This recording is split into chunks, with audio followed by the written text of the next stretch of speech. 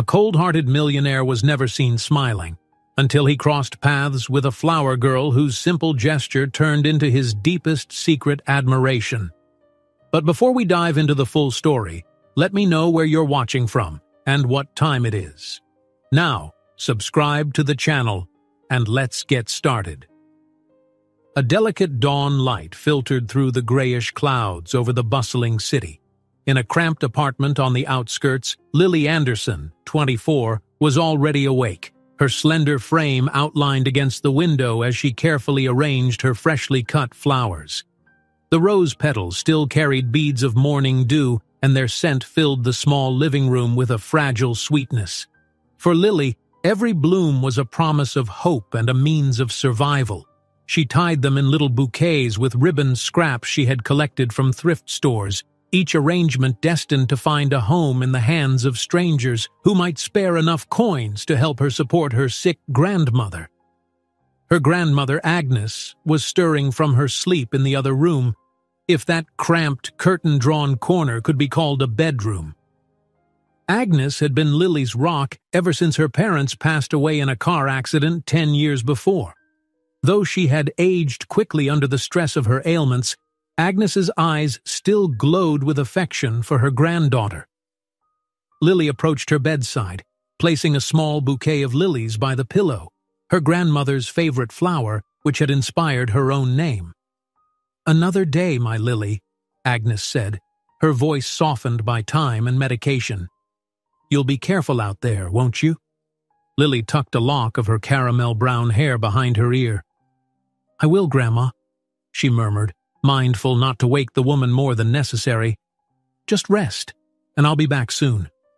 As Lily made her way down the rickety stairs of their aging tenement building, she could already hear the city's heartbeat, traffic humming, vendors shouting, and horns blaring. She clutched her basket of flowers tightly, the metal handle cold against her skin.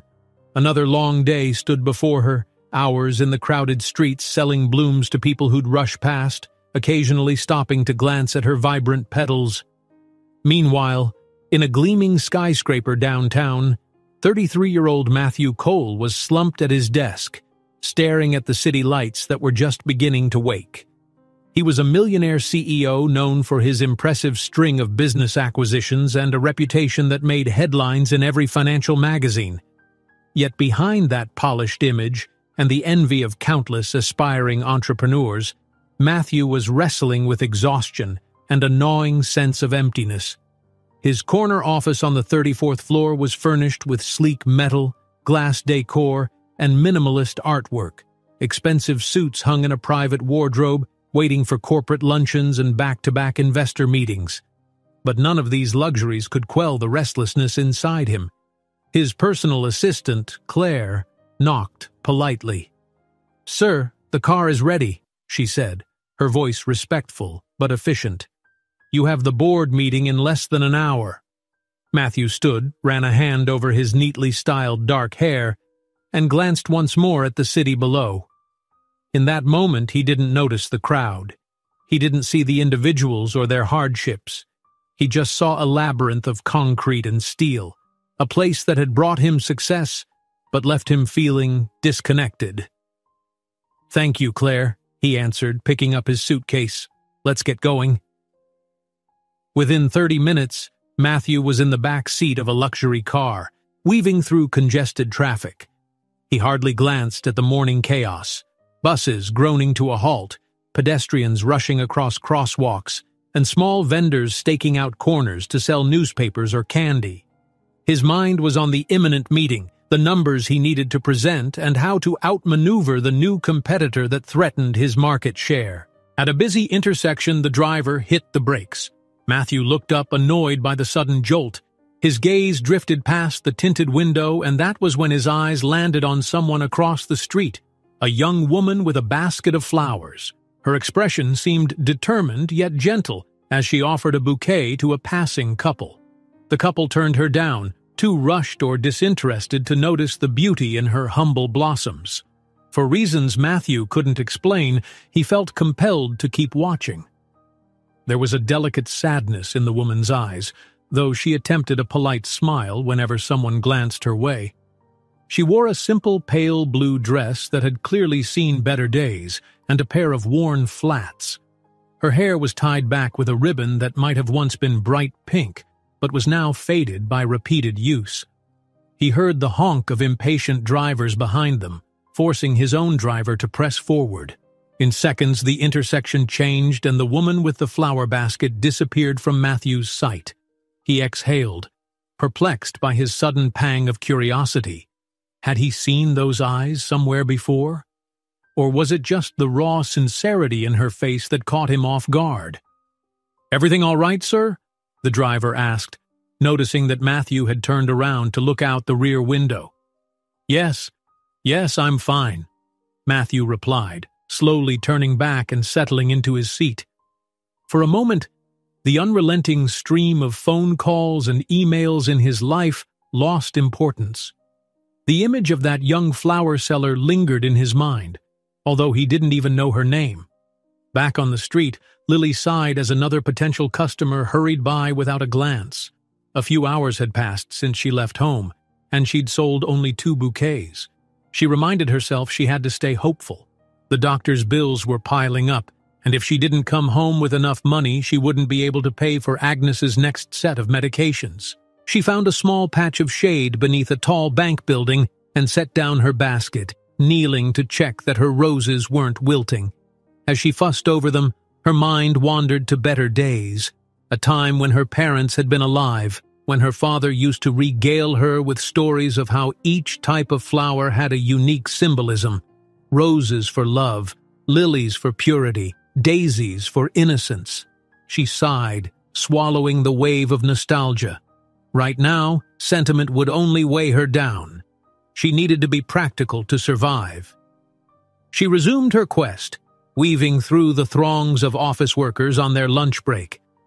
Lily moved gracefully, offering a polite greeting to each passerby. Some took a rose or two with an appreciative nod, others simply avoided eye contact. Eventually, she ended up in a small park near a modern office complex, a place frequented by well-dressed executives who escaped for a breath of fresh air between meetings. As Lily set her basket on a bench, she noticed the difference in how these professionals looked at her.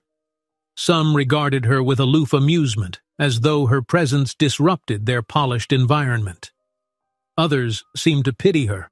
Occasionally, a kind-hearted soul would buy a bouquet, but the glances that followed reminded Lily of her social status.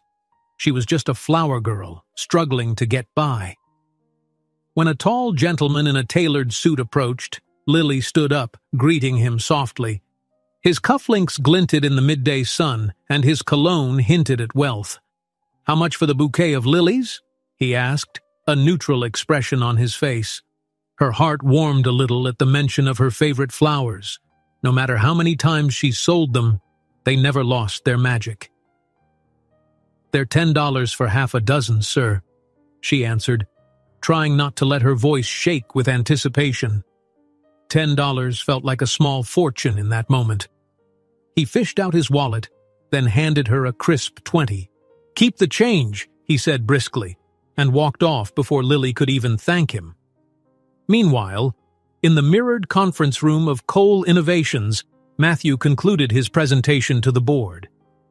The air was thick with tension as the directors weighed the new direction he proposed, which involved a surprising shift toward philanthropic projects.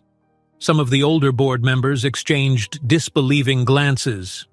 "Matthew," an older man said, loosening his tie, "are you sure about this pivot? We've always prioritized growth.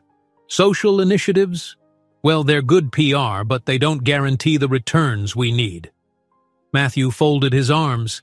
He might have been physically in the boardroom, but his heart was not. He recalled the face of that flower girl from earlier, her eyes reflecting silent resilience. "I believe we're in a position to do more than chase the next contract. Our brand has enough weight. It's time we invest in the community, beyond tax write-offs." A murmur of discontent rose, but also curiosity from a few open-minded members. Claire took notes in the corner, her gaze flicking to Matthew in silent support. She had never seen him quite like this. Passionate, but about something that wasn't purely financial.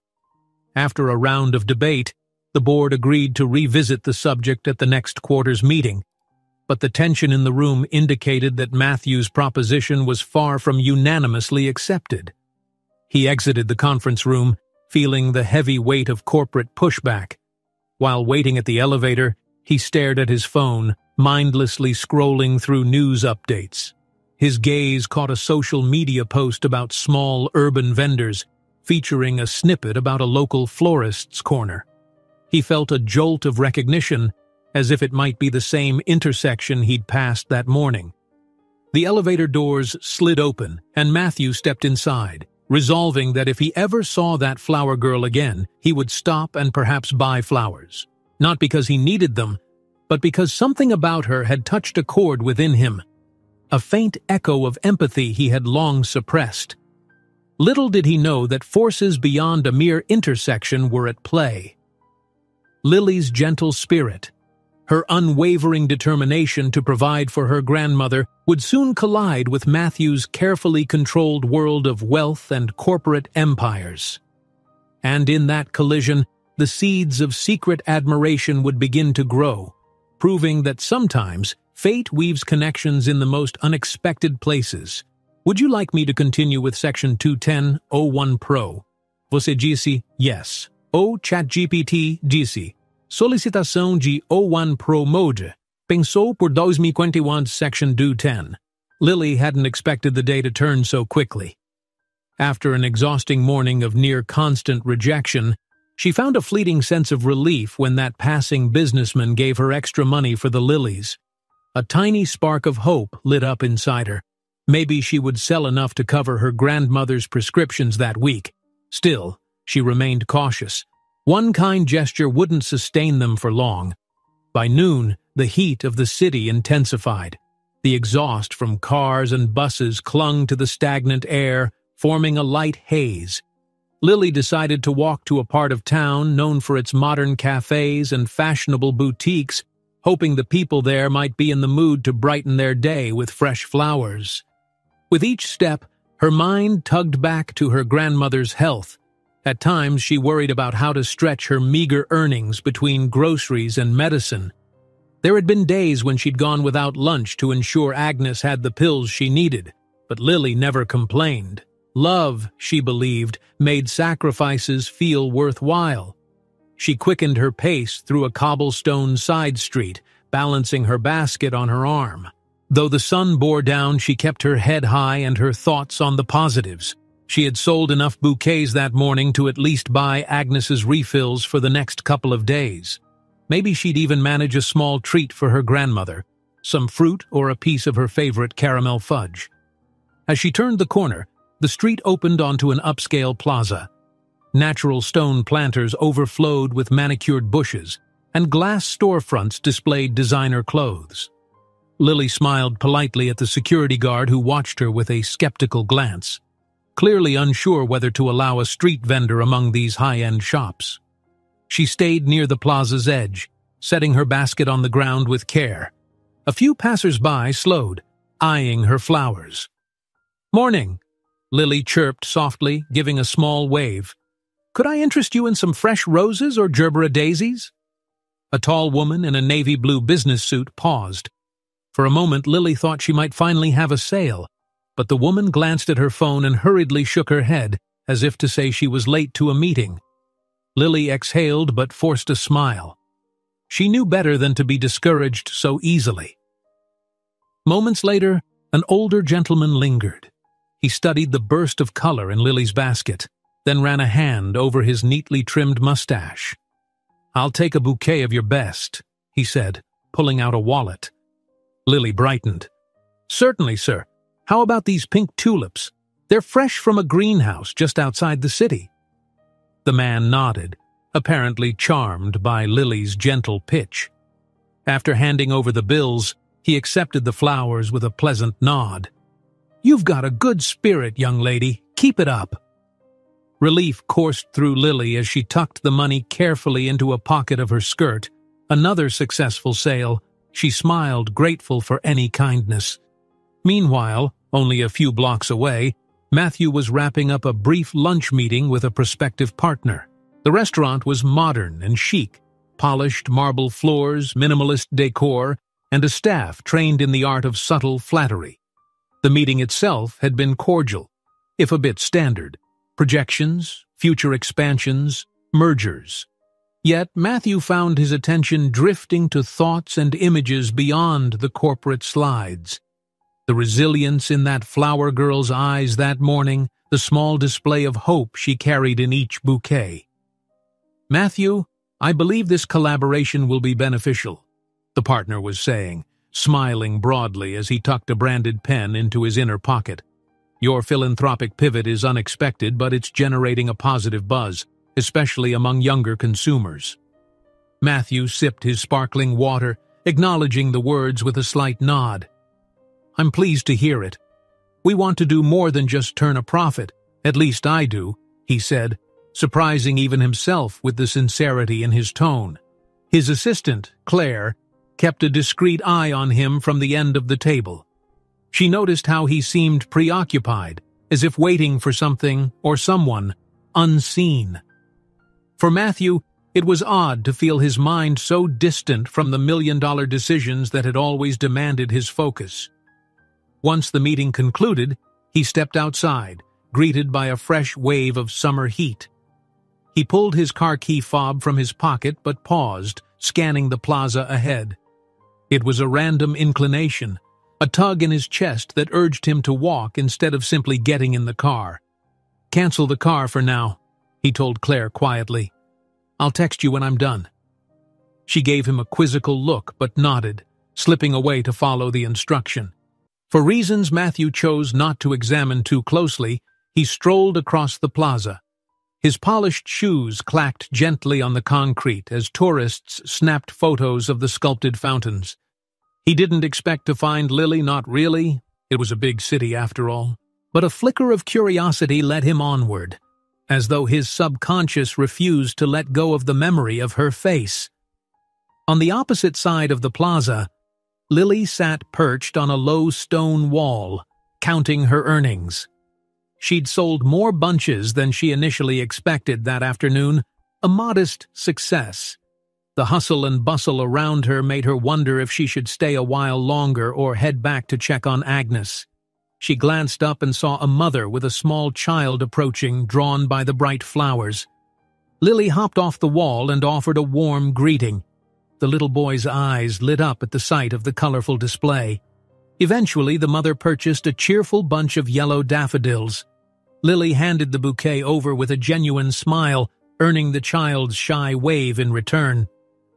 As the mother and son departed, Lily noticed a figure in a crisp shirt and dark slacks moving among the passers-by. He seemed oddly familiar. Even from the side, she recognized the confident posture she'd glimpsed earlier in some passing car. Could it really be that same man? She wasn't sure. People in expensive clothes had a certain look about them. Poised, unhurried, guarded. She tried not to stare as he scanned the area, almost as if searching. She moved her gaze back to her basket, fussing with the floral arrangements. If it was the same man from the intersection, then he was likely just another busy executive. Even so, she felt a curious flutter in her stomach, a nervousness without explanation. It wasn't every day she saw someone from a tinted luxury car wandering in her territory on foot. Matthew drew closer without noticing Lily at first. He was caught up in the scene, the strolling couples, the fountain mist drifting through the sunlight, the occasional vendor hawking souvenirs. Then a soft voice reached his ear. "Fresh flowers here." He paused mid-step, turning to spot where the voice came from. Under the partial shade of a flowering tree, there she was, her basket set near her feet, and that same earnest expression on her face. It was indeed the same flower seller from this morning. For a fleeting moment, Matthew hesitated. He felt oddly anxious, as if he were a teenager about to ask someone to dance. Ridiculous, he chided himself. He was a successful CEO, used to commanding boardrooms full of stern-faced executives. Approaching a stranger, especially a simple flower vendor, shouldn't stir this sense of unease. Gathering his composure, he crossed the plaza. Each step brought him closer to Lily, whose eyes lifted to meet his. She didn't speak, but her gaze flickered with recognition. "Hello," Matthew said, voice quieter than he intended. "I saw you this morning near the finance district. You sell flowers, right?" The corners of Lily's mouth tugged upward in a polite smile. "Yes, sir," she replied, nodding. "I move around different parts of the city to find customers." Matthew let out a breath he hadn't realized he was holding. I never got a chance to buy any earlier." He glanced at the neat arrangement in her basket, marveling at the subtle details, how the blooms were carefully chosen to complement one another in color and texture. "Do you have a bouquet that you recommend?" Lily studied him for a moment. She wasn't used to well-dressed businessmen soliciting her opinion about which bouquet to choose. Usually, if a man in a suit approached, he merely barked a price and rushed off. Still, she appreciated the question. "I have some lovely wildflowers mixed with lavender sprigs, something bright but gentle. Or if you prefer something more traditional, I have roses tied with baby's breath." "Wildflowers," Matthew answered, surprising himself with his quick response. Maybe it was the idea of something vibrant and unpolished that appealed to him after so many years in pristine boardrooms. Lily deftly picked out a bunch of wildflowers she'd arranged that morning, poppies, daisies, bits of lavender. She wrapped them in a simple brown paper, tied with a bit of twine. "That'll be $12, she said softly, her voice tinged with pride in her craft. Matthew pulled out his wallet. Used to fancy lunches and gold cards, he realized he only had larger bills. He handed her a 20. "Keep the change," he said, echoing the gesture of that earlier businessman. But Lily wasn't quick to pocket it. "Thank you," she murmured, carefully accepting the cash. For a second, she seemed torn about something, and Matthew wondered if she might refuse. Yet practicality won out. She needed the money, after all. Tucking it away, she offered him a nod of genuine gratitude. Before he could say anything more, a beep from his phone jolted him back to reality.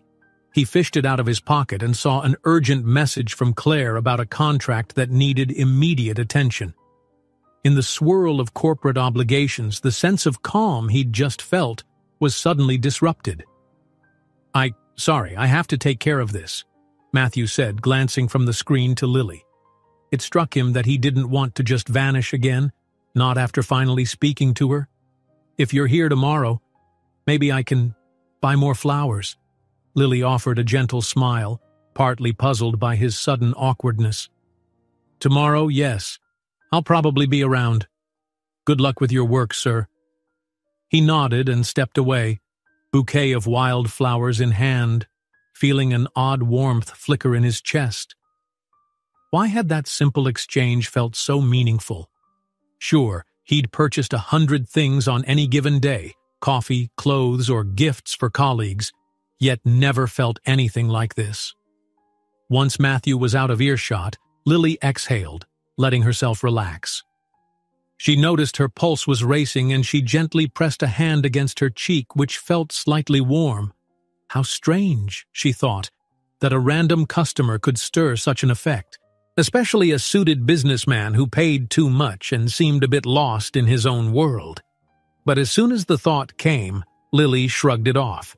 She had more pressing concerns. Grandma Agnes would be waiting at home with her medication schedule and a worried heart. Lily knew she should be grateful for any extra money coming in.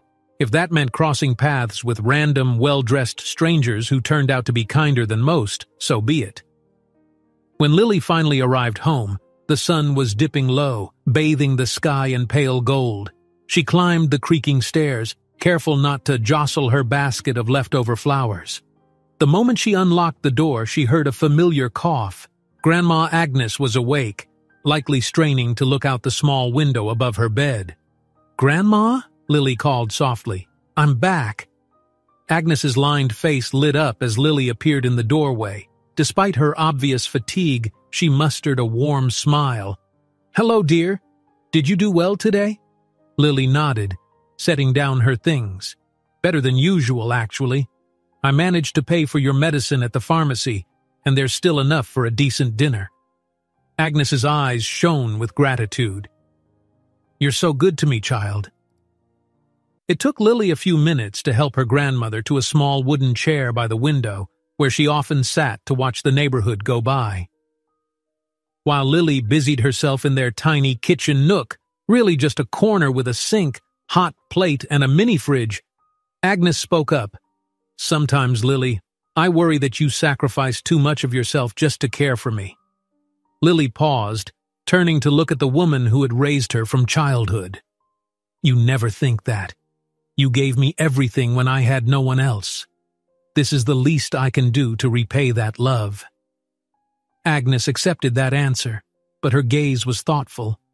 She eyed Lily's tired posture, the faint circles under her eyes, and the way her shoulders stayed tense from carrying the weight of survival on fragile limbs. "Just promise me," Agnes said finally, in a voice that trembled with emotion, "you won't let hardship keep you from looking for happiness. You're young, Lily. You deserve more than an existence of only work and worry." Lily's throat constricted slightly. She forced a light laugh to soften the mood. "Me? Don't you worry, Grandma. I'm happy enough whenever I see your smile." Her grandmother nodded, but there was a tinge of sadness in her eyes. She recognized Lily's tendency to hide her longings behind a veil of stoic determination. Not too far away, Matthew found himself in his penthouse apartment, a sleek living space filled with modern furniture and panoramic windows overlooking the city skyline. The bouquet of wildflowers he'd bought from Lily lay on his kitchen counter, a stark contrast to the polished surfaces. He set down his briefcase and the stack of documents that demanded his attention, then focused on the flowers. He rummaged through a cabinet until he found a tall glass vase typically reserved for the occasional corporate gift. Filling it with water, he placed the wildflowers inside, adjusting the stems until they looked just right. A faint swirl of lavender and daisies greeted him, giving the room a burst of quiet vibrancy. For a while, he simply stood there, gazing at them. Their simple beauty pulled his thoughts to the woman who sold them. He realized he didn't even know her name. Yet, in a single day, she had made him rethink the monotony of his routine. Matthew thought back to his earlier board meeting, the tension about his proposed philanthropic initiatives. He envisioned the CEO he'd been, a man always chasing numbers and expansions, and weighed that against the subtle revelation he felt each time he thought about the flower girl's unwavering spirit. He glanced around his immaculate penthouse with its designer furniture and statement art. None of it moved him like that fleeting conversation. What was it about her that resonated so deeply? Was it her quiet resilience, her refusal to break under life's pressures?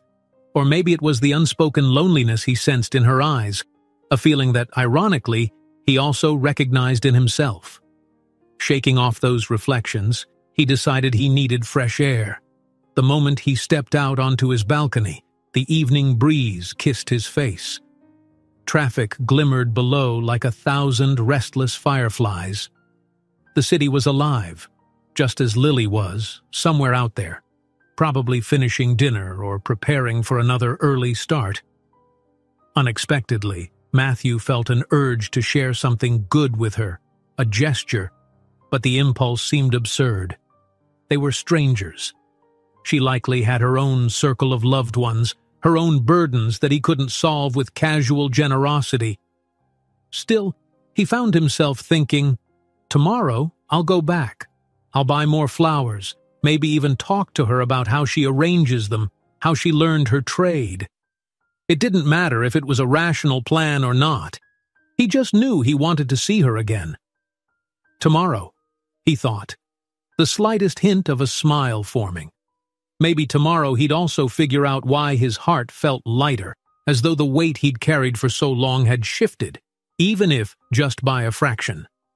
Would you like me to continue with section 310? O1 Pro. Você disse yes o ChatGPT disse. Solicitação para o O1 Pro. Pensou por 2 meses de 17's section 310.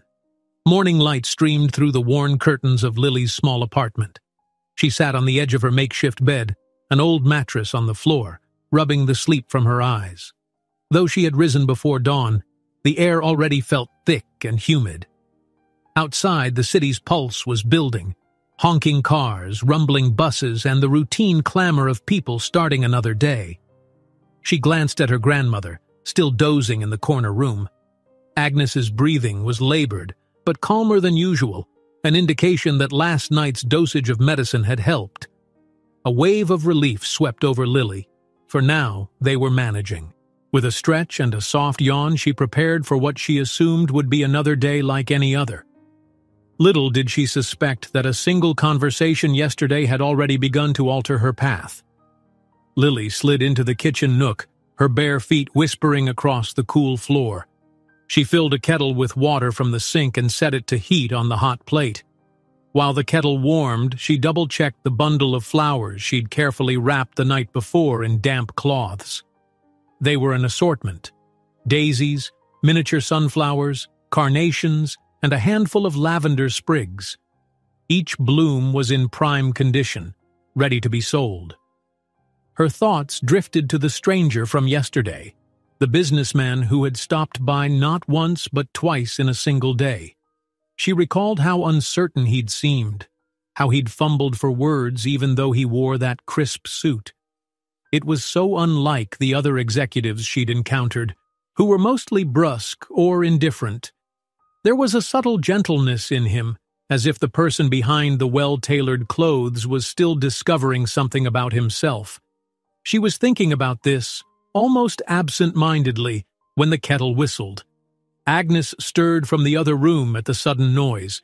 Lily left the flowers on the table and hurried to check on her grandmother.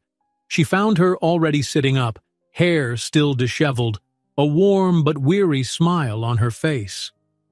"Morning, Grandma," Lily said softly. "I'll make you some tea. Did you sleep all right?" Agnes patted Lily's hand, her own knotted fingers trembling slightly. "Yes, child. I dreamed about your parents. They were in a field of lilies, calling us to join them. A nice dream, I suppose." A heavy pang squeezed Lily's chest at the mention of her parents. She tried to keep her expression serene. "I'm glad it was pleasant," she said, smoothing Agnes's thinning hair. "I'll bring you breakfast, then get going for the day. I won't be far, and I'll check on you at lunchtime if I can." Agnes nodded, her eyes gentle but concerned. "Take care, Lily girl, and remember what I said. Look out for your own heart, too." Lily forced a reassuring smile. "Yes, Grandma," she promised, though she felt the familiar pang of anxiety about balancing her own well-being with the demands of survival. She made a simple breakfast, oatmeal with a drizzle of honey, then guided her grandmother through her morning medications. Once Agnes seemed settled, Lily changed into a neat, modest outfit, a short-sleeved blouse and a long skirt. She fastened her hair in a loose braid, then gathered her flowers, checking each one before placing them into a wicker basket lined with damp cloth. With a kiss on Agnes's cheek, Lily stepped into the corridor, descending the worn steps of the building and bracing herself for the swarm of city life. Outside, the sun's heat wrapped around her like a blanket. She started off toward the financial district, deciding to catch the early wave of office workers in hopes that someone might buy a small bouquet for a co-worker's birthday or a last-minute client meeting. It was a strategy Lily had honed over time, anticipating brief moments of generosity in the hurried routine of corporate employees. "Sir, you have a breakfast appointment with the CFO in 20 minutes, Claire reminded Matthew as she stepped into his office. She stopped abruptly, noticing him standing at the window, gazing down at the street below. The early sunlight glinted off the mirrored buildings, reflecting onto his thoughtful face. On his desk, a small glass vase still held the wildflowers he'd bought from Lily the day before, their petals vibrant in the stark corporate environment. Matthew straightened his shoulders, turning to face Claire. "Right," he said, clearing his throat. "I won't be long. Let's wrap up quickly with the CFO so we can move on." Though her expression remained polite, Claire couldn't help but notice how preoccupied her boss seemed. "Will do, sir," she answered, stepping out. Matthew ran a hand through his hair and cast one more glance at the bouquet. He'd told Lily he might look for her again, but he wondered if that had been just a polite remark or if it carried more weight than he first realized. His thoughts felt divided between the responsibilities of the day: meetings, contracts, investor updates, and a strange tug of anticipation that made him want to sneak away to the plaza just to see if she was there. He forced himself to focus, heading toward the executive conference room where the CFO awaited him. The meeting was brief but intense. Discussions of profit margins, projected gains, and the philanthropic program Matthew insisted on expanding despite the board's skepticism. Every so often, an image of Lily's earnest face nudged its way into his mind, making it harder to concentrate on the spreadsheets glowing on the screen. After signing off on a handful of budget adjustments, Matthew thanked the CFO and made a swift exit. Claire was standing by, tablet in hand, ready to reel off the next item on his schedule. "You have a video call with the marketing team in half an hour, then a working lunch with the foreign investors at noon," she said, glancing up expectantly. Matthew hesitated. The schedule was packed, but he wasn't sure how to explain that he wanted to slip away for something that sounded so trivial in the realm of high-stakes business. "Claire," he began, adjusting his shirt collar, "reschedule the marketing call to this afternoon and have the lunch meeting moved back by half an hour." She blinked, confusion flashing across her face. "May I ask why, sir?" He inhaled slowly, scanning for a plausible explanation. "I just have an errand to run, something personal." Though it was unusual for Matthew to shuffle around obligations without a business-related reason, Claire decided not to pry. She offered a polite nod. "I'll make the arrangements, sir." Seconds later, Matthew was descending in the elevator, ignoring the slight knot of anxiety in his stomach. He reasoned that stepping out for half an hour would hardly dent the day, yet a feeling of guilt, maybe even embarrassment, lurched inside him. Would a grown man of his position really drop everything just to find a flower girl on a busy sidewalk? He brushed away the self-consciousness as the elevator doors opened to the main lobby. He stepped outside, breathing in the city air. The swirl of traffic and footsteps enveloped him immediately, but he pressed forward, turning down a side street that led toward the finance district's boundary. She had been in that zone before. He recalled it from the day prior, the moment their eyes first locked while he sat in the back seat of his car. Walking instead of taking his usual chauffeured ride, Matthew felt oddly vulnerable among the clusters of hurried strangers. Suitcases rolled across the pavement. Phone conversations buzzed around him, and the faint smell of fresh coffee drifted from street carts. He caught sight of a few flower sellers scattered about, an elderly woman hawking roses, a teenage boy with 2 bright carnations, but not Lily. He strode another block, pulse picking up speed from a curious mix of excitement and nervousness. When he finally spotted a young woman with a wicker basket, he slowed. At first glance, she was turned away, conversing with someone, but then she shifted, and he recognized her. Lily. She wore a pale blue blouse this time, and the sun played on the gentle waves of hair that framed her face. She was holding a bouquet of pink daisies for a middle-aged couple who appeared to be tourists. The man in that couple handed over some cash, and Lily offered a thankful bow of her head. When the transaction ended, she tucked the money into her skirt pocket and turned, meeting Matthew's gaze as if sensing his presence. The flicker of recognition in her eyes was immediate. Her lips parted slightly, and she gave him a smile so genuine it made his chest tighten. He stepped closer, adjusting his posture to appear calm, though inside he felt anything but. "Hello again," he said, noticing the slight catch in his own voice. "I was hoping I'd find you." Lily's smile broadened, a bit of her shyness evident. "Good morning, sir. I wasn't sure if... Well, it's nice to see you." She set aside her basket and brushed a stray wisp of hair from her forehead. "Did you need more flowers?" Matthew glanced at the blooms in her basket, vibrant under the late morning sun. "Yes, He paused, realizing he hadn't actually thought this far ahead. "I'd like to buy another bouquet, if you have a recommendation." Her gaze flicked to the array of blossoms. "I have some fresh carnations and daisies. Or perhaps you'd like these," she said, lifting a cluster of bright marigolds, the color reminiscent of a summer sunset. "They're cheerful and have a longer vase life." He studied the marigolds, their bold hue seeming to pulse with energy. "They're perfect," he answered, smiling at how easily she guided him. "I trust your taste." While she arranged the flowers into a neat little bouquet, he sneaked a moment to appreciate her careful hands and the delicate way she handled each stem. He fished his wallet from his pocket. She quoted him a modest price, and Matthew nearly repeated the gesture of giving her a larger bill with instructions to keep the change. But remembering how Lily had hesitated before, he instead counted out the exact amount, hoping to ease any discomfort. "Thank you," she said, handing over the bouquet. For a moment she seemed poised to say something else, but she bit her lip instead, as if unsure whether it was appropriate. Matthew swallowed, feeling the urge to extend the conversation. "How's your grandmother?" The second the word slipped out, he worried she might be startled that he'd remembered her mention of needing to buy medicine, but he recalled every detail of their short exchange. Like how she clutched her basket with a determined expression when she said she had to support her grandmother. Lily's eyes flickered with gentle surprise. "She's about the same," she replied softly, though her voice held a hint of relief. "I mean, she's stable, but the medication is expensive. Thank you for asking."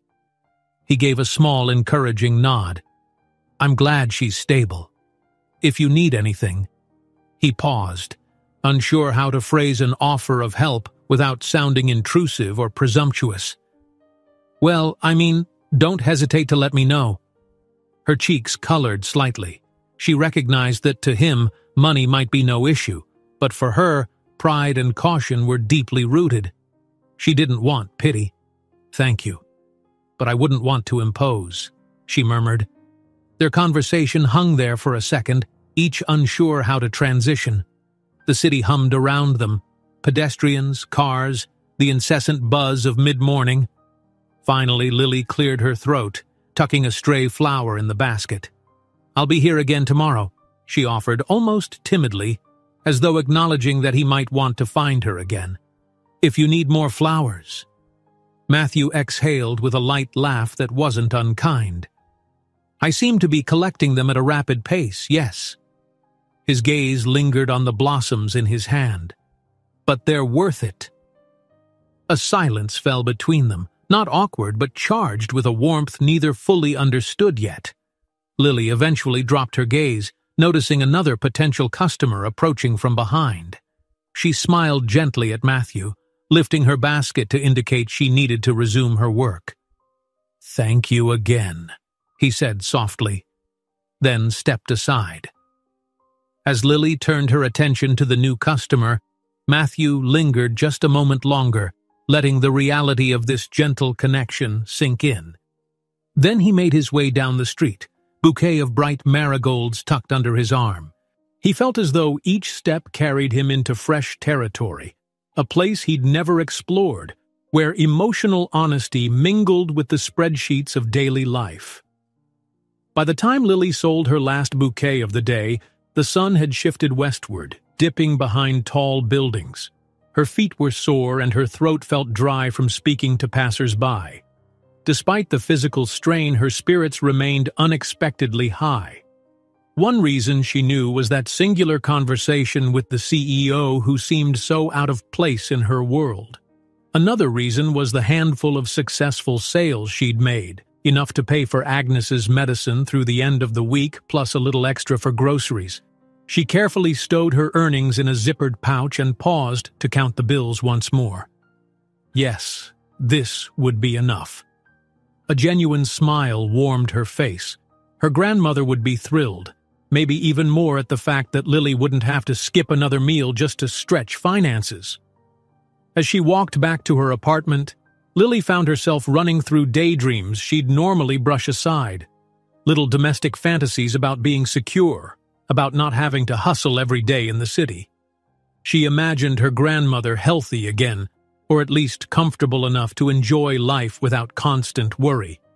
She even allowed herself the stray thought about Matthew, about how, behind the carefully pressed suits, he seemed kind, maybe even lonely. She wondered what it would feel like if someone like him truly wanted to be part of her life. But such musings felt almost too indulgent. A girl selling flowers to survive had no place longing for a wealthy CEO. She shook her head, chastising herself for letting flights of fancy take over. Daydreams wouldn't fill the fridge or cover hospital bills. Her father had taught her to hope, yes, but also to be realistic. And reality was that she had a grandmother who depended on her, an income that came and went with the day's weather, and a city that made no exceptions for a poor flower girl. Within the hour, she reached home. The apartment's familiar scents, cooking spices, old wood, the faint aroma of dried flowers, immediately soothed her. She slipped inside, calling out softly, "Grandma, it's me." Agnes replied from her chair near the window. When Lily saw the older woman's face, she realized Agnes looked slightly better than she had that morning, still frail, but not as ghostly pale. "I kept your soup warm," Agnes said, gesturing to a pot on the hot plate. "A neighbor dropped by earlier, asked if we needed anything. I told them we're fine, but it was sweet of them." Lily knelt beside her grandmother, placing the leftover daisies in a makeshift vase, a clean jar she'd saved. "I sold almost everything," she reported with a hint of satisfaction. "This should cover the next round of your medication." Agnes beamed, tears brimming in her kind eyes. "You're a treasure, Lily girl. I wish I could do more to help you." "It's enough that you're here," Lily insisted, trying to keep her voice steady. She hugged Agnes gently, mindful of her fragile frame. "And guess what else? I met that businessman again, the one who bought my flowers yesterday morning." Agnes's expression turned curious. "Oh, he came back?" "Yes, he came looking for more flowers, I think," Lily replied, a slight flush creeping onto her cheeks. "He's polite, quiet, and he asked about you." Her grandmother's face softened with affection. "He asked about me? That's very kind, dear." Lily nodded, fidgeting with a stray thread on her skirt. "I mean, it probably doesn't mean much. Maybe he's just polite or feels sorry for me, but it was nice to talk to him." Agnes rested her hand lightly on Lily's. "You deserve nice people in your life. Don't dismiss it so quickly." Lily pressed her lips together, a mix of hope and caution stirring inside her. She chose not to continue that topic, instead busying herself with the soup. But the thought lingered. Could it be that their chance meetings meant anything? Or was it just her lonely heart, grasping for companionship in a world that often felt so isolating? She ladled soup into 2 bowls, one for herself, another for Agnes, and brought them to the small table. Evening rays cast a golden halo across the walls, transforming their worn surroundings into something almost comforting. As they ate, Agnes spoke of mundane things, a snippet of news she'd overheard on the radio, a memory from Lily's childhood. Lily responded in kind, but behind the gentle conversation, her mind wandered back to a pair of thoughtful eyes and the fragile promise they implied. On the other side of town, Matthew was finishing up a late business call from his office. The overhead lights buzzed quietly, and the once busy floor was nearly empty. Most employees had clocked out hours ago, leaving him to wrestle with remaining obligations. As he hung up the phone, he realized how dark it had gotten outside. He packed away his laptop, glancing at the bright marigolds Lily had sold him.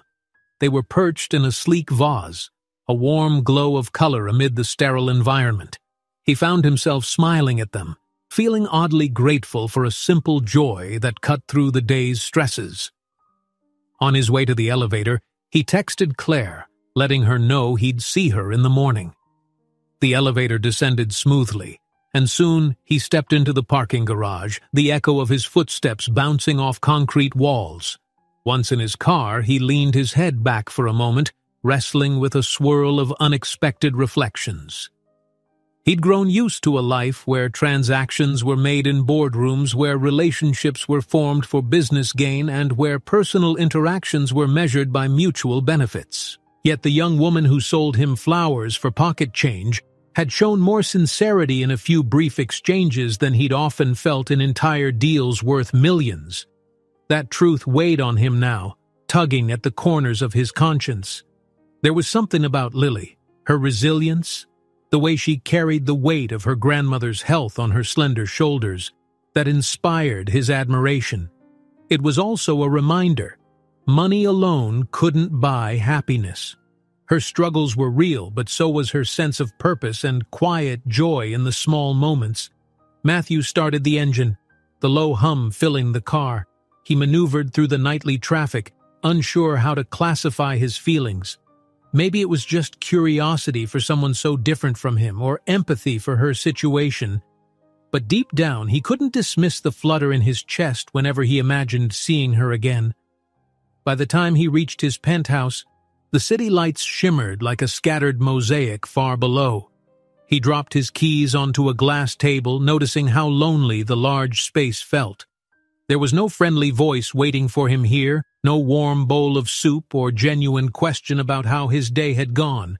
Instead, there were unread emails, reminders for tomorrow's appointments, and the constant hum of an expensive refrigerator.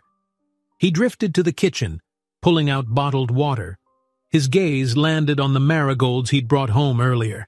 He gently ran a finger over one bright petal, recalling how Lily had chosen them for their cheerful longevity. Even in the hush of his upscale apartment, he felt a strange sense of connection.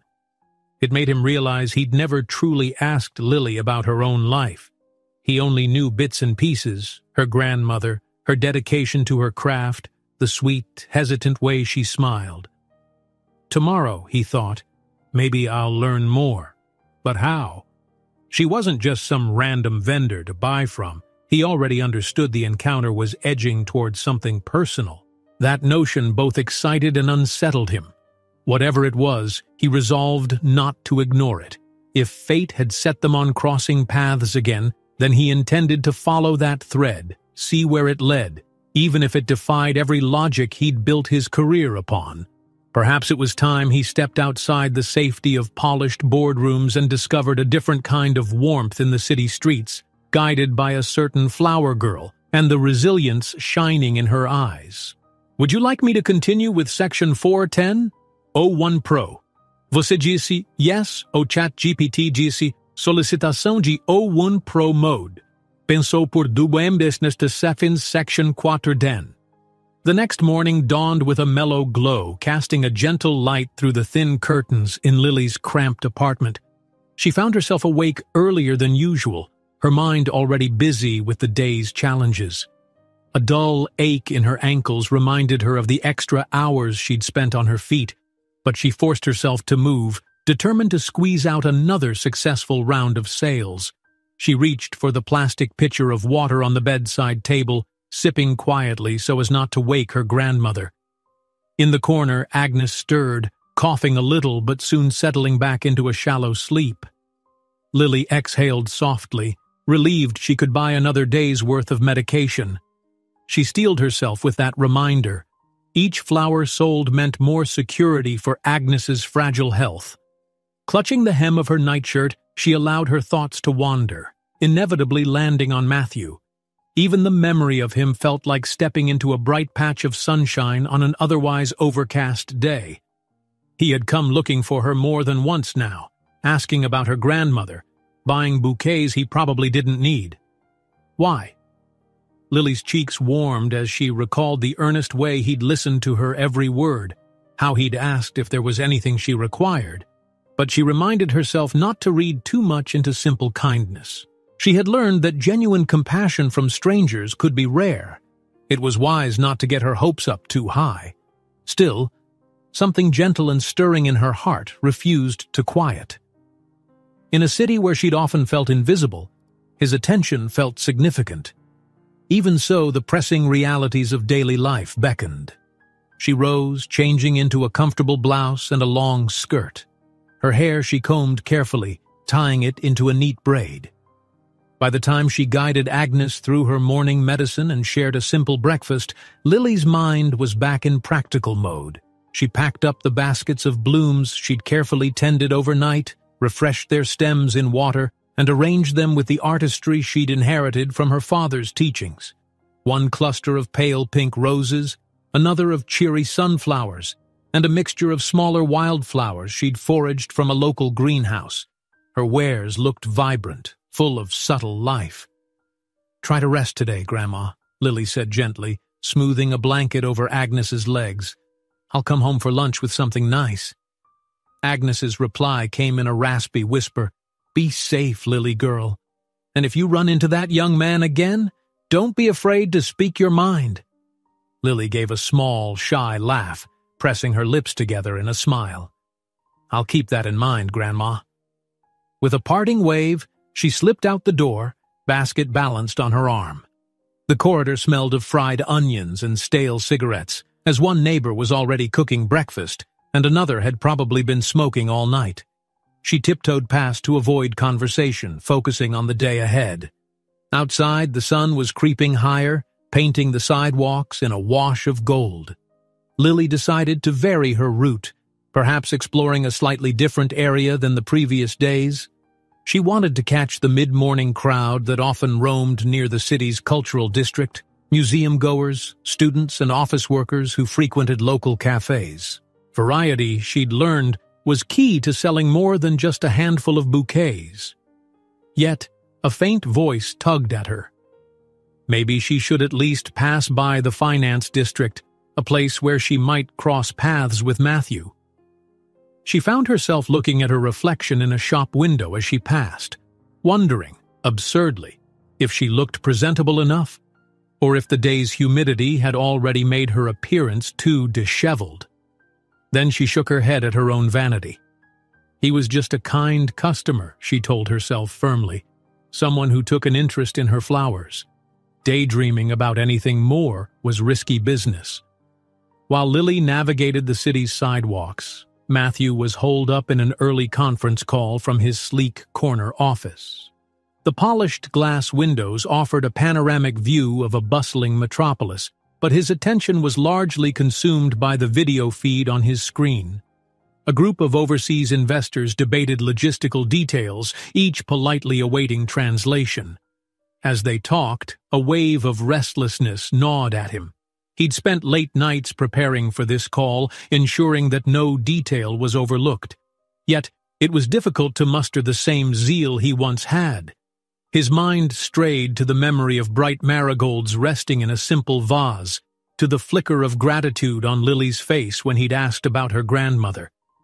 When the call concluded, Matthew sat back in his ergonomic chair, rubbing his temples. Claire, punctual as always, knocked lightly on the office door. "The board is expecting a status update on your philanthropic proposal at 10, she said, stepping inside. They requested more data on projected returns, both financial and social. I prepared additional slides if you'd like to review them." He offered a tight smile. "Thank you, Claire. Please send the slides to my tablet." She hesitated, eyes flicking to the second bouquet on his desk, a modest arrangement of daisies and carnations he'd purchased from Lily 2 days earlier. "Sir," she ventured, "if you don't mind me saying, you seem a bit preoccupied lately." Matthew gave a soft chuckle, more self-conscious than truly amused. "Do I?" he replied, turning the daisies gently so they'd face more sunlight. "Maybe I am. Too many projects at once, I guess." Claire sensed there was more to it than heavy workloads, but her professional boundaries prevented her from prying further. She nodded, discreetly exiting to let him gather his thoughts. Alone again, Matthew picked up his phone, pondering whether to slip out again later, just to glimpse Lily if luck allowed. The notion felt both irrational and oddly liberating. He caught sight of his reflection in the tinted window, a man in an impeccable suit, hair neatly styled, face betraying a certain impatience for life's routine. This shift in priorities baffled him as much as anyone. He, who had spent years chasing acquisitions, forging alliances, and building an empire, now found himself sidetracked by a young woman selling flowers on a busy street. He pressed his lips into a determined line. Maybe it wasn't as trivial as he feared. Maybe it was exactly the reminder he needed, that behind every business plan or corporate venture, there were humans with struggles, dreams, and quiet kindness. Perhaps Lily embodied something he'd lost sight of long ago: the humility of earnest work, the courage to keep going in the face of adversity. Glancing at the clock, Matthew decided after the board meeting he'd carve out an hour, no matter how packed his day was. He'd go for a walk. If it led him to Lily, so be it. If not, he'd at least step away from the sterile environment that threatened to consume him whole. For Lily, the morning started off slow. Near a bustling gallery, she sold a couple of posies to an elderly woman who said they were for her granddaughter's recital.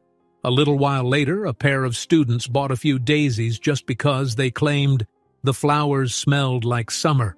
Lily soaked up their carefree spirit, smiling as the students skipped away with bright petals in hand.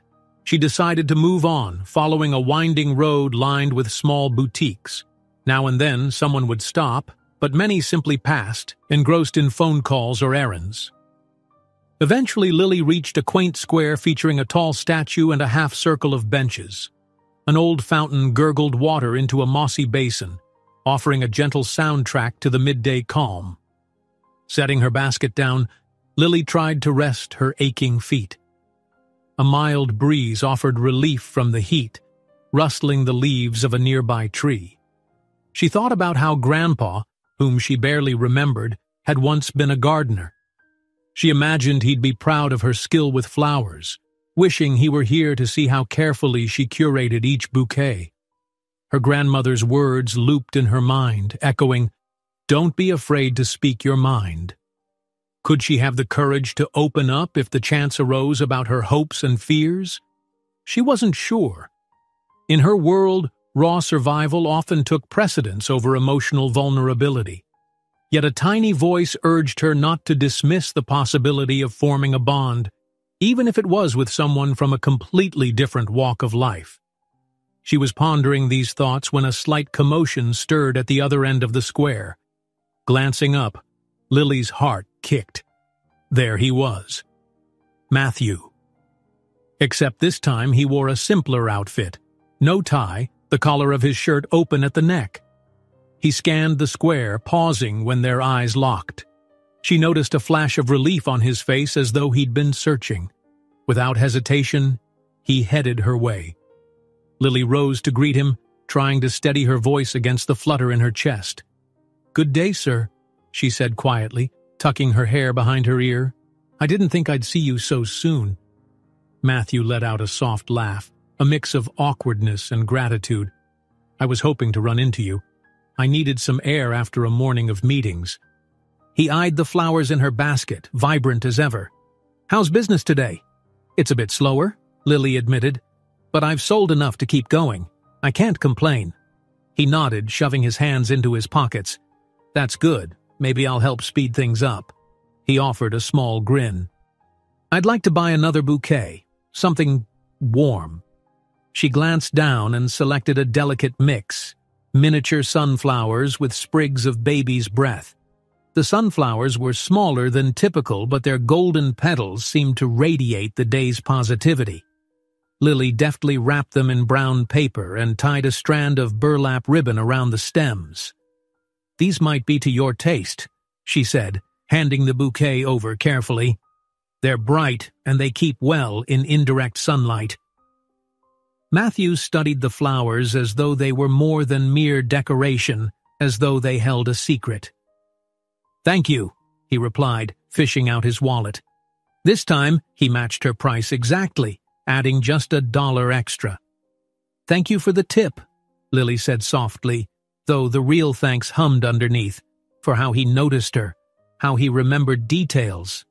They lingered, neither seeming in a rush to part ways. The noise of traffic faded slightly, replaced by the fountain's gentle trickle. Matthew cleared his throat as if steeling himself to speak. "I know we don't know each other that well, but I was wondering if maybe you'd—" He hesitated, scanning her face. "If you'd let me buy you a coffee or tea sometime. Not in a business sense, I mean. More like a break or a chance to talk. If you want." Lily's heart fluttered. She was caught off guard by the straightforward invitation, feeling a mix of excitement and caution. Could she allow herself a moment of indulgence, a respite from everyday trials? Her grandmother's voice came to mind again, urging her not to let life's hardships block the path to happiness. "That would be nice," she heard herself say, a soft smile warming her features. "But maybe in the afternoon, when the flowers are mostly sold, if that's all right." Matthew let out a breath he didn't realize he was holding. "Of course, whenever suits you." He nodded, almost shyly, and checked his watch. "I should probably head back, or Claire will hunt me down," he added with a self-deprecating chuckle. Before he turned to go, Lily spoke up, her voice more earnest than she expected. "Matthew, thank you. You've bought so many flowers. It really helps my grandmother. Just thank you." He met her gaze, sincerity etched across his face. "I'm glad I can help in some small way, Lily." With that, he offered a gentle wave, stepping away. She watched him leave, the bouquet of miniature sunflowers clutched in his hand, and felt a surge of gratitude and something else, a delicate sense of hope. Yes, they were strangers in many respects, but in small moments like these they felt like 2 points on a map that fate had decided to connect. Hours later, Lily's sales picked up slightly. She sold off most of her remaining stock before deciding to head home early. Her thoughts drifted to the idea of coffee with Matthew.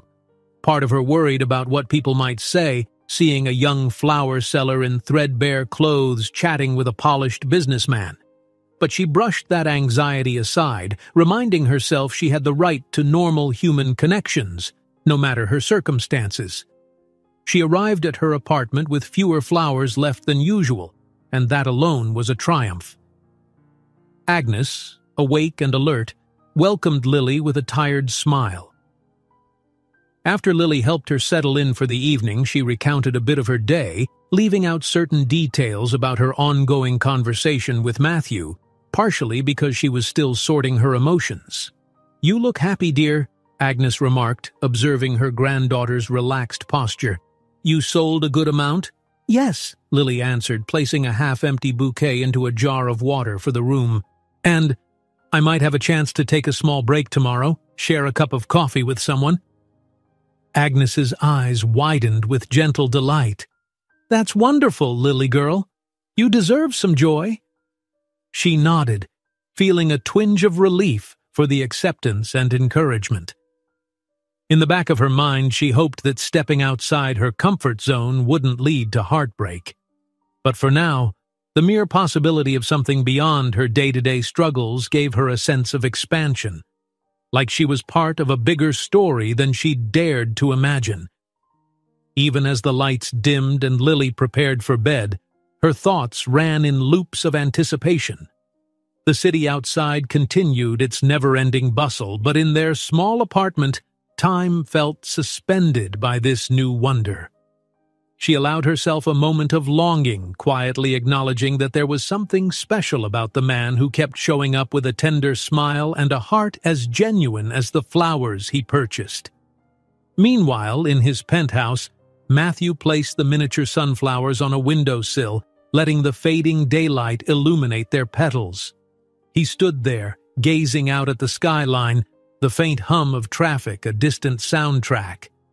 Tomorrow he would arrange his schedule again, discreetly enough that no one noticed the effort. He didn't want to wait a week or even a few days. His heart pushed him forward more urgently than any board meeting had in recent memory. He realized with a hint of irony that the biggest deal unfolding in his life right now wasn't about corporate strategies or balancing financial sheets. It was about a genuine bond, one that transcended the barriers of wealth and status. He had no idea where it would lead, but for once he found the uncertainty both thrilling and grounding. Tomorrow, a cup of coffee, a shared conversation, maybe a corner table in a modest cafe. It seemed so simple, yet it felt monumental, because it was uncharted territory for him and for her. And sometimes, he mused, the smallest steps forward end up reshaping the entire path ahead. Would you like me to continue with section 510? O1 Pro? Você disse yes, o ChatGPT disse caminho possível. Pensou por du mem to 28's section 510 morning arrived with a gentle hush in Lily's apartment. She stirred from sleep before the first rays of sunlight broke through the window. In the adjoining room, her grandmother was still resting, her thin frame barely making a dent in the worn mattress. Lily rose carefully, not wanting to disturb her. A quiet excitement fluttered beneath her ribcage as she remembered Matthew's invitation. It had been so long since she felt anticipation for something other than paying bills or securing medicine. She slipped into her modest bathroom and splashed water on her face, studying her reflection in the chipped mirror. There were faint shadows beneath her eyes, a testament to years of early mornings and relentless city hustle. Even so, a newfound glow lingered in her expression, a subtle softness around her lips as though she carried a secret happiness. It felt odd, recklessly indulgent almost, to be looking forward to a simple coffee. But to Lily, it wasn't just about the beverage. It was about stepping into a moment that belonged to her alone, not overshadowed by survival or responsibility. She braided her hair neatly and chose a blouse with a tiny floral print. It was one of her nicer pieces, still second-hand but in good condition. She wanted to feel a bit more polished, even if it was just for a little while. In the kitchen nook, she made oatmeal for her grandmother. By the time Agnes awakened, Lily greeted her with a steaming bowl and a gentle smile. "Good morning," Lily said, helping Agnes sit up. Agnes peered at her granddaughter, noticing the small but significant changes. The neatly pressed blouse, the hint of color in her cheeks, the bright spark in her eyes. "You look lovely today, Lily girl. Are you meeting someone special?" Lily paused, warmth creeping up her neck. "It's just a short break I'm taking later, maybe. Someone offered to buy me coffee," she admitted quietly, as though speaking the words too loudly would shatter the fragile magic. Agnes nodded, her gaze kind. "That's wonderful." She reached out to pat Lily's hand. "Don't let guilt or worry stop you from enjoying it. You deserve to live a little too." Lily felt a squeeze in her chest. Her grandmother's support meant the world. "I'll try to remember that," she promised, leaning in to place a gentle kiss on Agnes's cheek. After ensuring her grandmother was settled with her morning pills, Lily gathered her flowers. She'd prepared 2 baskets, one with more traditional blooms like roses and carnations, and another with a mix of wildflowers, daisies, and sprigs of herbs. The day's plan was to sell as many as she could before the afternoon. If all went well, she'd find a lull in the day to slip away for that coffee. Outside, the city stirred to life. Dawn's soft glow stretched over high-rises and narrow alleys alike. Lily boarded an old bus that rattled through congested streets, keeping her baskets on her lap to protect the delicate petals. Each jolt made her clutch them tighter. When the bus finally dropped her off near the center, she hopped off, blinking against the brighter sunlight. Vendors were already out, hawking everything from breakfast pastries to phone chargers. She found a good spot by the entrance to a large office building, quietly greeting the security guard who had grown used to her presence over the past months. By 9, the crowd thickened, office workers dashing in, coffee in hand, or stepping out for a quick smoke. Lily offered friendly smiles, a soft greeting. "Fresh flowers?" Some hurried by with scarcely a glance. Others hesitated, then purchased a small bouquet to brighten their desks or hand off to a colleague with a birthday. Bit by bit, Lily's earnings grew. In between customers, she caught herself checking the time, heart fluttering at the thought of meeting Matthew. She chided herself to stay focused. Sales were vital after all, yet it was impossible to ignore the anticipation tingling just beneath her calm exterior. Not too far away, Matthew sat through a tense briefing with several board members. This time, the focus was on risk assessments for an upcoming expansion. He found himself fielding question after question, deflecting concerns and explaining why investing in philanthropic ventures could still yield intangible benefits: brand loyalty, public goodwill, employee satisfaction. But he sensed the skepticism in the room. One board member, with a stern expression and a tone reminiscent of a displeased headmaster, said, "We respect your vision, Matthew, but the numbers simply aren't as encouraging as we'd like. We can't pour money into projects that don't promise clear returns." Matthew inhaled deeply, reminded of how drastically different his perspective had become in recent weeks. "It's not only about immediate financial returns," he replied, carefully measuring his words. "Our brand is strong. We have the cushion to explore meaningful engagement with the community. It's an investment in long-term stability." He noticed Claire watching him with quiet empathy from across the table. She knew how important this was to him, but the older board members exchanged uneasy glances, not fully convinced. Eventually, the discussion was tabled for further review, a bureaucratic phrase that meant indefinite delay unless he could push harder. Exiting the meeting, frustration rolled over him. He loosened his tie, scanning his schedule. He'd cleared an hour in the early afternoon, determined to slip away from the corporate haze. Claire trailed behind him. "Sir," she said gently, "the CFO wants an update on the forecast for Q3. I can let him know you'll speak later this afternoon?" Matthew nodded, letting out a tense breath. "Yes, please. I'll be out around lunchtime." Claire gave a small smile. She didn't ask any questions, perhaps recognizing that her boss needed personal space for once.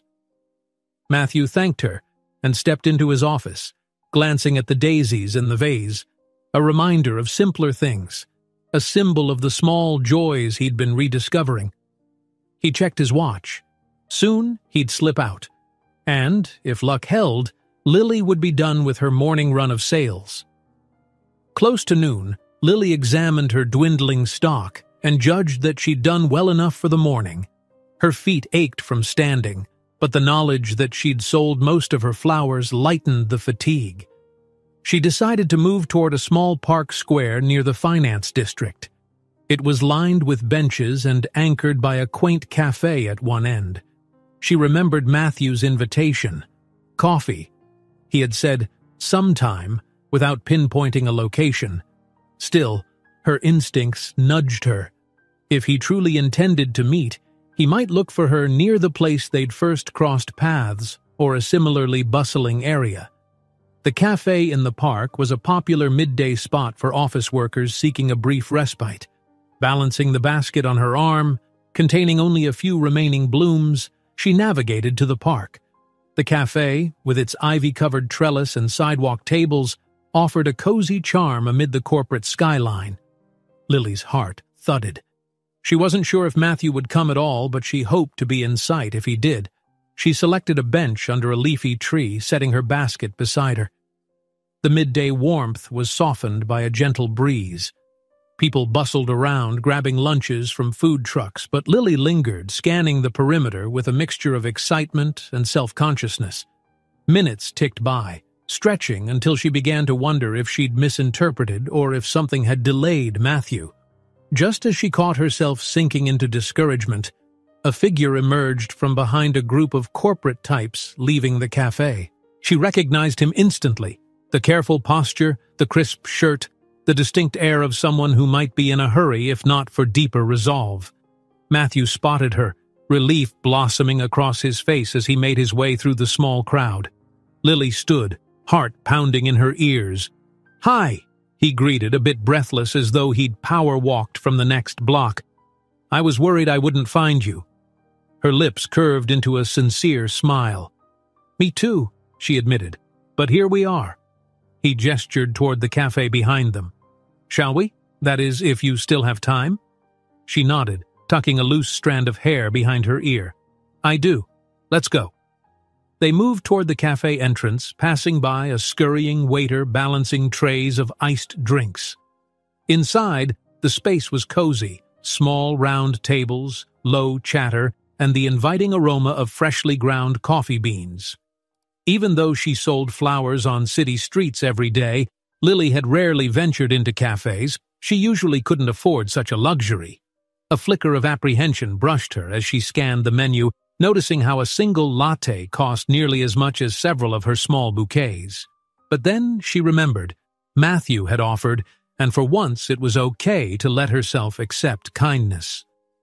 "Would you like a seat by the window?" a hostess asked politely. Matthew nodded. "Yes, please," he replied, glancing at Lily for confirmation. She gave a tiny nod. Soon they settled at a little table overlooking the park. Outside, sunshine played on the leaves, making dappled patterns of light and shadow on the pavement. "So?" Lily began, folding her hands on the table. "Thank you for this." Before she could finish, a waiter appeared to take their orders. Lily requested a simple coffee with milk, while Matthew asked for an Americano. A comfortable silence enveloped them after the waiter left, each taking in the unexpected familiarity of this moment. "This is nice," Matthew said quietly, as if reading her mind. Lily smiled in agreement, relaxing her posture. "It is." She looked around, half expecting curious stares. She in her humble blouse, he in his polished attire. But if anyone noticed, they didn't seem to care. The cafe bustled with its own midday rush, patrons occupied by laptops, phones, or quick chats with colleagues. Matthew turned his attention back to Lily, resting his forearms on the table. "So, how was your morning? Did you sell a lot?" "Yes, actually," she replied, a hint of pride creeping into her voice. "I sold most of my stock before noon. That doesn't happen very often." "I'm glad," he said warmly. "You must be very talented at this, not just with selling, but with arranging them. Every bouquet I've gotten from you is different and, well, it just looks thoughtful, like a personalized piece of art." Her cheeks colored slightly. She toyed with a stirrer left on the table. "My dad taught me about flowers. He used to say there's meaning in each bloom, and part of the joy is pairing them in ways that tell a story. I guess that stayed with me." Matthew's gaze sharpened with interest. "Your father sounds like a wise man. Is he around?" Lily's expression faltered. "He passed away years ago. Both my parents did. That's why I live with my grandma." His face shadowed briefly with concern. "I'm sorry." She offered a gentle shrug, eyes cast downward for a moment. "It's been difficult, but I have memories. And Grandma, I do what I can." She paused, then switched the focus with a small sigh. "What about you? I assume your life is, well, quite different from mine." Matthew gave a wry laugh. "Yes, I suppose. I'm the CEO of a company I inherited. I expanded it, or tried to. My parents were successful entrepreneurs, but we didn't—" He hesitated, choosing his words. "I lost my mom early on, and my dad was rarely around.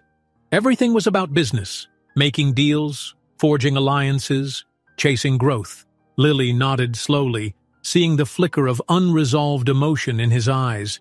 She understood that being wealthy didn't mean a person was spared from loneliness. "Sometimes it can feel like we're on two different planets," she said, "but maybe we're not as different as it seems." Matthew leaned forward, letting her words sink in. A sense of gratitude swelled within him, gratitude for her willingness to share, for this candidness that he seldom encountered in his world of polished presentations. "I think you're right," he said softly. "We might have more in common than we realize." The waiter arrived with their drinks, setting them down gently. Lily murmured her thanks and picked up the cup, inhaling the comforting scent of fresh coffee. She dared a glance at Matthew, feeling a surge of warmth at how intently he listened. He smiled, lifting his own cup. "So, here's to short breaks in busy days," he offered, raising it slightly like a toast. She mirrored the gesture, touching the rim of her cup lightly to his. And maybe, she added, with the faintest hint of a tease, to buying too many flowers? Matthew chuckled, low and genuine. Exactly. They sipped in companionable silence for a minute, letting the moment envelop them. The city outside kept its frenetic pace, but in that small cafe corner, time slowed.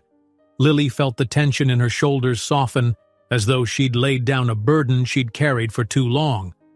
Matthew, too, seemed unguarded. No business calls, no board members peering over his shoulder.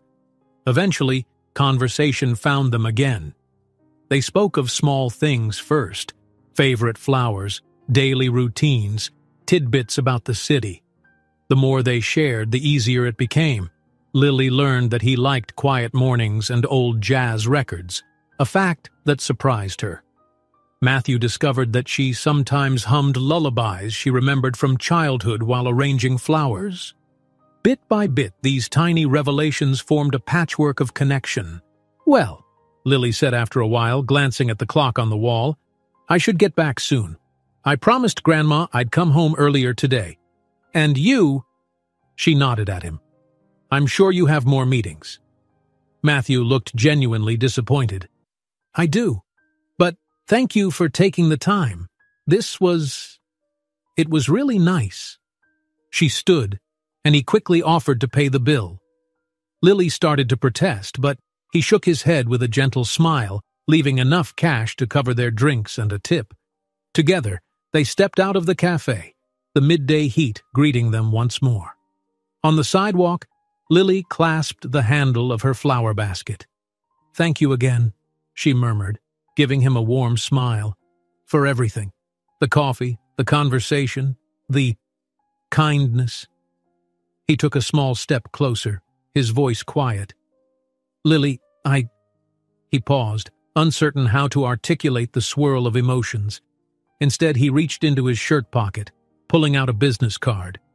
"If you ever need anything, even if it's something small, just call. I know you don't want charity, but consider it a friend offering help." She accepted the card, reading his name embossed in neat script.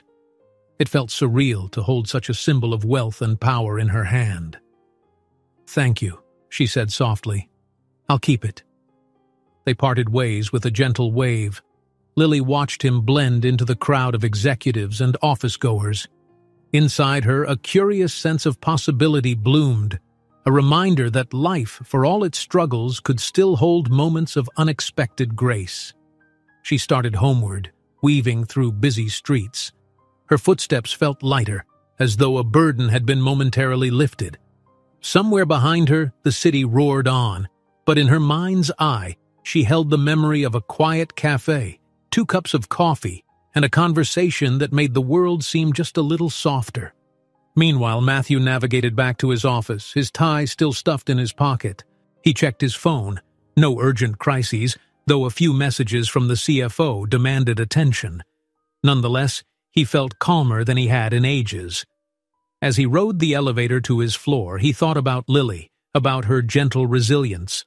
The memory of her appreciative smile played like a comforting refrain in his mind. He'd been to countless power lunches in opulent venues, but that simple coffee break with a flower girl had given him a sense of genuine warmth he rarely found in business circles. Striding toward his desk, he noticed the daisies in their vase on the corner, bright as ever. Claire tapped on his door, handing him a folder of documents. "How was your lunch break, sir?" she asked politely. A small, private smile touched his lips. "It was good, Claire," he answered, scanning the pages she'd given him. "A good reminder that some of life's most meaningful moments happen outside the boardroom." She raised her eyebrows slightly in curiosity, but refrained from questioning further. As she left, Matthew settled into his chair. He had investor calls, proposals to finalize. But for now, his mind still lingered on Lily, and how a chance meeting over a bouquet of flowers had stirred a sense of true connection. High above the busy streets, behind the glass walls of his office, Matthew pulled out a fresh notebook, jotting down a few scattered thoughts, almost like a personal journal. Words of gratitude, flickers of hope. He didn't know where this path would lead, but he knew with startling clarity that he wanted to keep walking it, side by side with the quiet strength of a woman whose life was bound to simple blooms and a caring heart. As the afternoon wore on, a faint breeze stirred the curtains near his window, carrying the summer heat away. In that gentle hush, the seeds of something deeper took root, a new chapter unfolding in both their lives, nurtured by everyday miracles and the shared humanity that neither wealth nor struggle could eclipse. O1 Pro. Você diz yes. O ChatGPT disse, solicitação de O1 Promode, pensou por 2,50 section 610. For the next few days, life settled into a steady rhythm for Lily. Morning flower sales, afternoon visits home to check on Agnes, and quiet evenings spent tidying up her modest apartment. But beneath that ordinary surface, a gentle glow of possibility lingered. Every once in a while, as she surveyed the busy sidewalks for potential customers, her mind drifted to the memory of Matthew at the cafe. The warmth in his eyes, the ease with which conversation had flowed. It felt like a tiny miracle in her otherwise predictable existence. Agnes noticed, of course.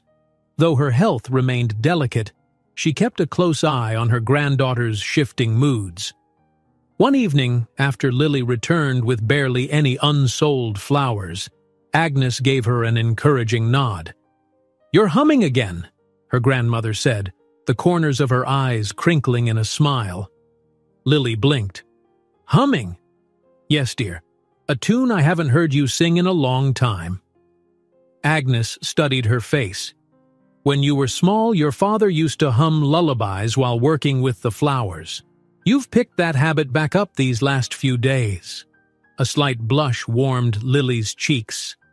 "I didn't even notice." Agnes patted Lily's hand, her frail fingers trembling from exhaustion. "Whatever's stirring that music in you, don't lose it. Life's been hard on you, but it seems something is lighting up your heart." Lily swallowed, unwilling to fully confess how often her thoughts lingered on Matthew.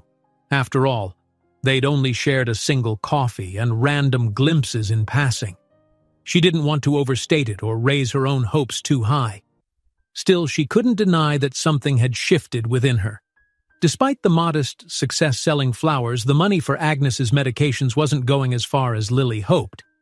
One prescription's cost had spiked unexpectedly, and she'd begun worrying about whether she might need to skip certain groceries or consider taking on extra hours somewhere else. She tried not to let the anxiety show, but late at night when Agnes was asleep, Lily would tally her funds on a scrap of paper, biting her lip at the narrow margins. In her darkest moments, she considered calling the number on Matthew's business card, but each time she tucked it away again, reminding herself she didn't want charity. Even if he had sincerely offered help, Lily valued her independence. She justified it by telling herself that their paths might cross again soon in a more natural way. Meanwhile, at Cole Innovations, Matthew's own responsibilities piled up. He faced mounting pressure from the board over the philanthropic direction he'd proposed. The older members remained unconvinced, insisting that the company focus on more straightforward avenues of profit. Even the younger members were hesitant, worried that the philanthropic projects might dilute the brand's resources in a competitive market. Despite all this, Matthew found himself brimming with a newfound resolve. In previous years, he might have relented to the board's cautionary stance, choosing the safer financial route, but meeting Lily and seeing the quiet bravery she displayed each day had awakened a deeper sense of purpose. If she could fight for her grandmother's well-being with such unwavering determination, why couldn't he fight for a more compassionate business model? After a particularly heated discussion with two longtime board members, Matthew retreated to his private office. He stared at the daisies on his desk, now a bit wilted around the edges but still holding some color. He replaced them every so often with fresh ones from Lily, each bouquet a small testament to her skill and perseverance. He knew she was out there somewhere in the city, likely haggling with customers or nursing sore feet, all while carrying a calm smile. Impulsively, he pulled out his phone and scrolled through his personal contacts. He'd programmed Lily's number into it the day after their coffee, transferring the digits from her business card. He stared at the entry, debating whether it was appropriate to call, or perhaps text. But then again, she was probably busy working. Instead, he settled on an idea, something that might offer Lily more opportunities while preserving her dignity. He placed a quick call to one of his trusted managers in the city's largest floral design firm. It was a subsidiary he'd quietly acquired a year earlier, mostly to diversify Cole Innovations' portfolio. The firm specialized in high-end floral arrangements for weddings, corporate events, and luxury hotels. He explained that he had encountered a talented street florist named Lily, someone with real artistry and knowledge of flowers. Could they use extra hands on large-scale arrangements or event installations, even short-term or part-time? The manager, intrigued by Matthew's personal recommendation, agreed to meet Lily, if she was interested. Matthew felt a rush of satisfaction. This wasn't a gift or a handout. It was a lead on stable, fairly paid work. If Lily wished to remain independent, that was her choice. But at least she'd know other doors were open. By the time Matthew ended the call, he felt lighter. He could already picture Lily's reaction. Thoughtful, maybe a bit hesitant, but hopefully grateful. He resolved that next time they spoke, he would present this idea. It was a risk, of course. She might interpret it as meddling, but he hoped she'd see it as a gesture of belief in her abilities. Days passed, and Lily's routine continued. She and Matthew caught glimpses of each other in passing, exchanging quick smiles, a wave, a warm, "Hello, home," but it wasn't until a crisp afternoon, under the shade of tall office buildings, that they had a moment to speak at length. She was just finishing a sale to a middle-aged accountant when Matthew approached, his demeanor relaxed but purposeful. Lily's face brightened at the sight of him.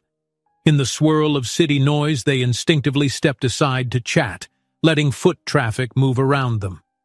"Hello, Lily," Matthew said warmly, noting the circle of color on her cheeks from the brisk walk or perhaps from anticipation. "You've been busy?" She nodded. "Yes, actually. Today's better than most. And you, how's work?" A mild shadow crossed his features. "Tense, but I'm managing." He ran a hand over his hair, then offered her a small folded envelope. I wanted to give you this. It's a contact for a floral design firm I own. Sort of. They do large events, hotels, that kind of thing. They might need someone with your expertise. I told them about you, and they're open to meeting." Lily blinked in surprise. She carefully accepted the envelope, her fingers brushing the edges. "You did that? For me?" He shrugged, trying to appear nonchalant. "I just think you're talented, and you deserve more stable opportunities if you want them. No pressure." For a moment, she was too stunned to respond. Her gaze dropped to the envelope in her hand. A flurry of emotions swept through her. Gratitude, fear, excitement, a trickle of pride. "You're unbelievably kind," she whispered, voice quavering with sincerity. "But are you sure I'm good enough? These high-end places usually want professionals, people who studied floral design in fancy schools." Matthew's expression softened and he reached out, almost as though to lightly squeeze her hand, but hesitated. "Don't doubt yourself, Lily. I've seen your work. Yes, I don't know every detail about large-scale event floristry, but I do know you have an eye for color, an intuition about pairing blooms, an artistry you don't see every day." She took a shaky breath, pressing the envelope gently to her chest. "Thank you. I'll consider it. Really. I will." Their eyes met, and for a fleeting moment, the bustling city vanished. Lily felt the genuine warmth in his gaze, the unspoken support that asked nothing in return. Her heart hammered in her chest, torn between excitement at the chance to improve her situation and the persistent worry of stepping outside her comfort zone. Matthew broke the silence softly. "If you ever need help making that call or scheduling a meeting, you know you can reach me, right?" She nodded. I do. Carefully, she slipped the envelope into her handbag. I'll let you know. They spoke for a few more minutes, mostly about everyday things. The autumn breeze picking up, how the traffic seemed worse than usual, Agnes's health after a new prescription tweak. Then someone nearly bumped into them, reminding them that they were standing in the middle of a busy walkway. Lily stifled a laugh, stepping aside. Matthew glanced at his watch. I have a meeting in 10 minutes, but maybe we could talk again soon? Lily smiled, eyes shining with quiet warmth. I'd like that. With that simple goodbye, they parted ways once more, each feeling a shift in the air. Lily pressed on with her day, but the envelope felt like a talisman, tangible proof that a door had opened, and all she needed was the courage to walk through it. Back at her apartment that night, Lily carefully placed the envelope on the small kitchen table. Agnes watched from her chair, coughing intermittently. "What's that, dear?" her grandmother asked when she noticed Lily eyeing it for the third time. Lily hesitated, then explained. Agnes listened intently as her granddaughter described the floral design firm, her voice equal parts hope and anxiety. "It could mean regular money, better than street sales," Lily said softly, running a hand along the envelope's edge. "But it's also big, corporate, and I'm not sure I fit in." "Yes," she exhaled, glancing at Agnes. "I don't want to rely on charity from Matthew either." Agnes's gentle laughter dissolved Lily's tension. "You said he got you a contact, not a blank check. That's not charity. It's an opportunity. And if it helps you, helps us. Lily, you have nothing to be ashamed of." "But what if it's too much for me to handle? I've never done fancy hotel arrangements or big events," Lily worried. "And I already have my routines, my spots in the city, the vendors who know me." Agnes reached for Lily's hand, grasp surprisingly firm for someone so frail. "Child, your father once told me you have a gift, a natural sense of beauty. Maybe it's time to share that gift with more people. Change can be scary, but you can't keep hiding in the same patterns out of fear." Tears stung at Lily's eyes. She nodded, swallowing hard. "You're right, Grandma." After a moment, she managed a small smile. "Maybe I'll reach out tomorrow, at least to see what they're offering."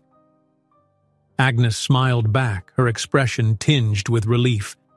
"That's my Lily girl, always brave." That night, Lily turned off the lights, climbed into bed and stared at the faint city glow through her window. She pictured an elegant ballroom decked out with flowers of all shapes and hues, every arrangement bursting with color. Could she truly be part of something like that? The idea felt equal parts daunting and exhilarating. In her mind, she saw Matthew's reassuring face, encouraging her not to doubt herself. She drifted off with that thought, warmed by the possibility that a life-changing opportunity might indeed be within reach. At Cole Innovations, after a long day of negotiations, Matthew stepped away from his desk. The after-hours hush settled over the corridors, most employees having gone home. He gazed once more at the slowly wilting daisies in their vase. Tomorrow, he'd likely replace them with fresh ones from Lily, unless she needed a push to accept the design firm's offer. He hoped she would. It felt right, this idea of bridging her talent into more stable work.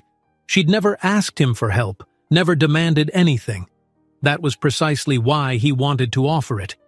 He recalled her wide-eyed gratitude when he handed her the envelope. There'd been a moment when he feared she might refuse outright.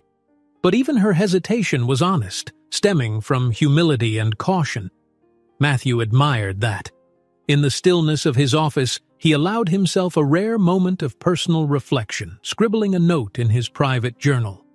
New worlds open in small steps. Proud of her for even considering. He closed the notebook, a faint smile on his face, then switched off the lamp. As he rode the elevator down, he wondered about the future. Would Lily find a place among lavish weddings and corporate galas, weaving her magic with blooms? Could this path lead to more closeness between them, or would it draw them into separate orbits? One step at a time, he reminded himself. He had to let her make her own choices. Stepping into the parking garage, he felt a pang of an emotion he hadn't experienced in a long time. Hope, unclouded by cynicism. His heart felt light, even amidst looming business concerns and friction with the board. Let them balk at philanthropic gestures.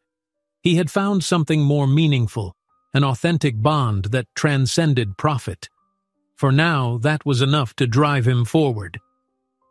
Morning came swiftly. Lily awoke to the city's muffled roar.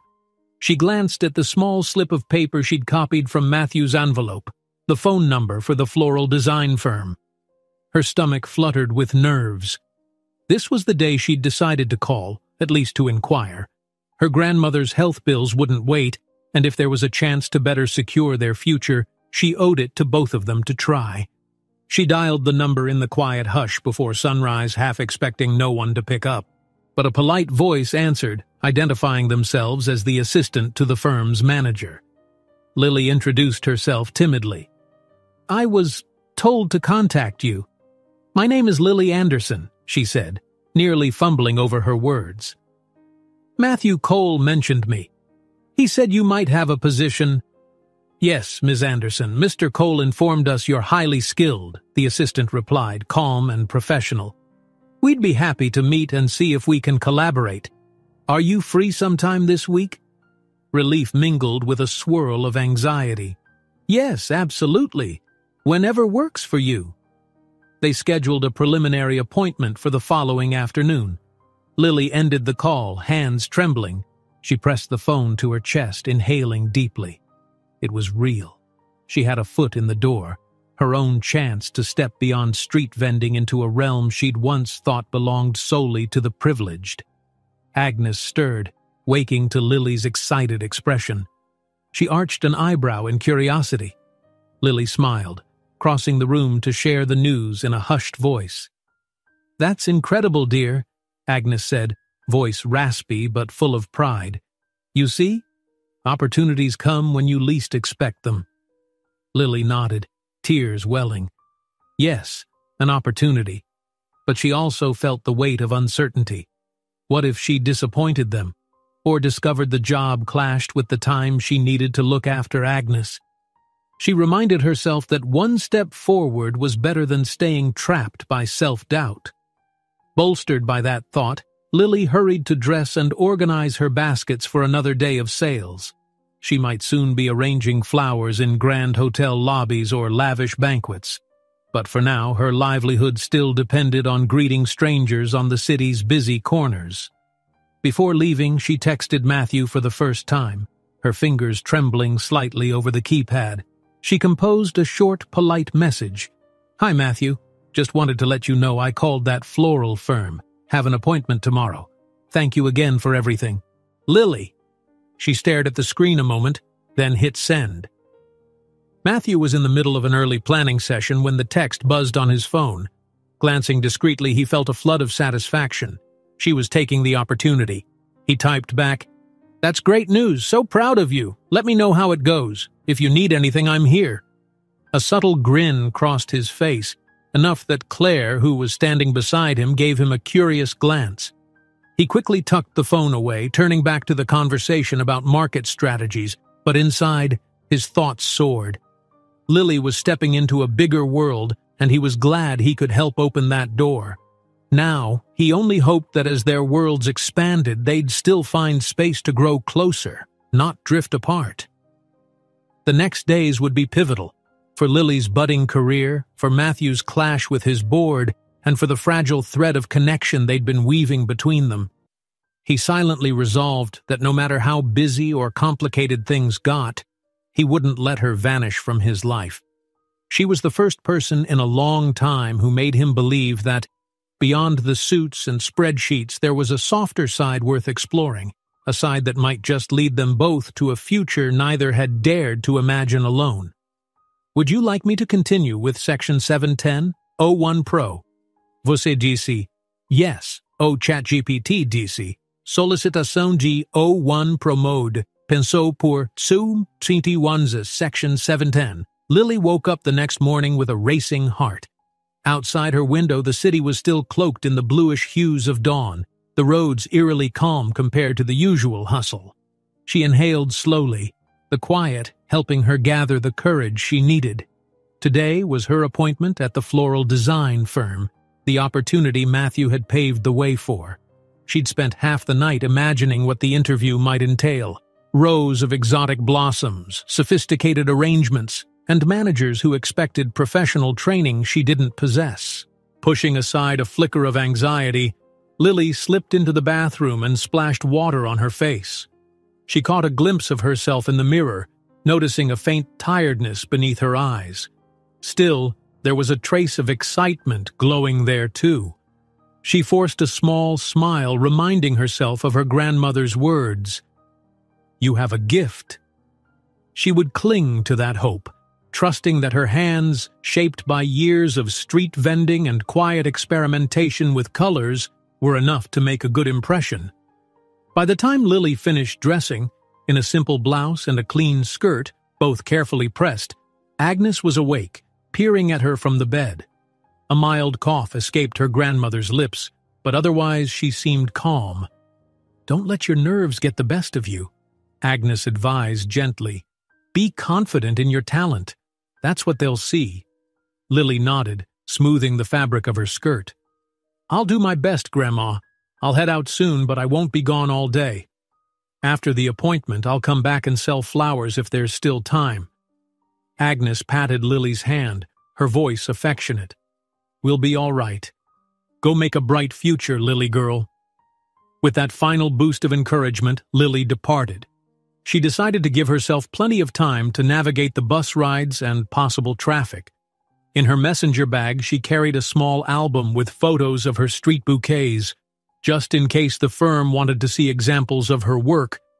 She wasn't sure if it would matter, but it felt reassuring to have something tangible to show. Meanwhile, Matthew sat at his office desk, glancing at the clock more often than he'd care to admit. He wondered how Lily was faring on her way to the floral firm. Part of him wanted to text her a quick, "good luck," but he hesitated, not wanting to distract her. Instead, he buried himself in finalizing a report for a mid-morning board update. The tension with the board had intensified lately. Some members whispered that Matthew's philanthropic leanings risked overshadowing their profit goals. He intended to prove otherwise. Claire knocked softly, entering with a tablet in hand. "Sir, here are the updated slides for the board meeting," she said. "They incorporate the feedback you requested." "Thank you," Matthew replied, scanning through. The data outlined how philanthropic engagements, if planned strategically, could actually bolster the company's public image and drive long-term growth.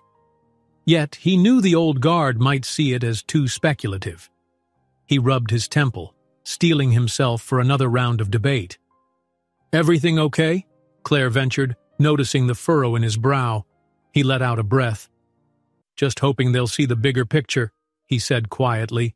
Then he mustered a small grin. "Also hoping a friend's morning goes well." Claire nodded, catching the nuance but not pressing the subject. "I'm sure it will," she offered simply, stepping out to let him prepare. By 9:30, Lily stood before a gleaming glass building that towered over the street. A silver plaque by the revolving doors read, "Laurel and Vine Floral Design, 8th floor." She clutched her bag, feeling both dwarfed and electrified by the modern architecture.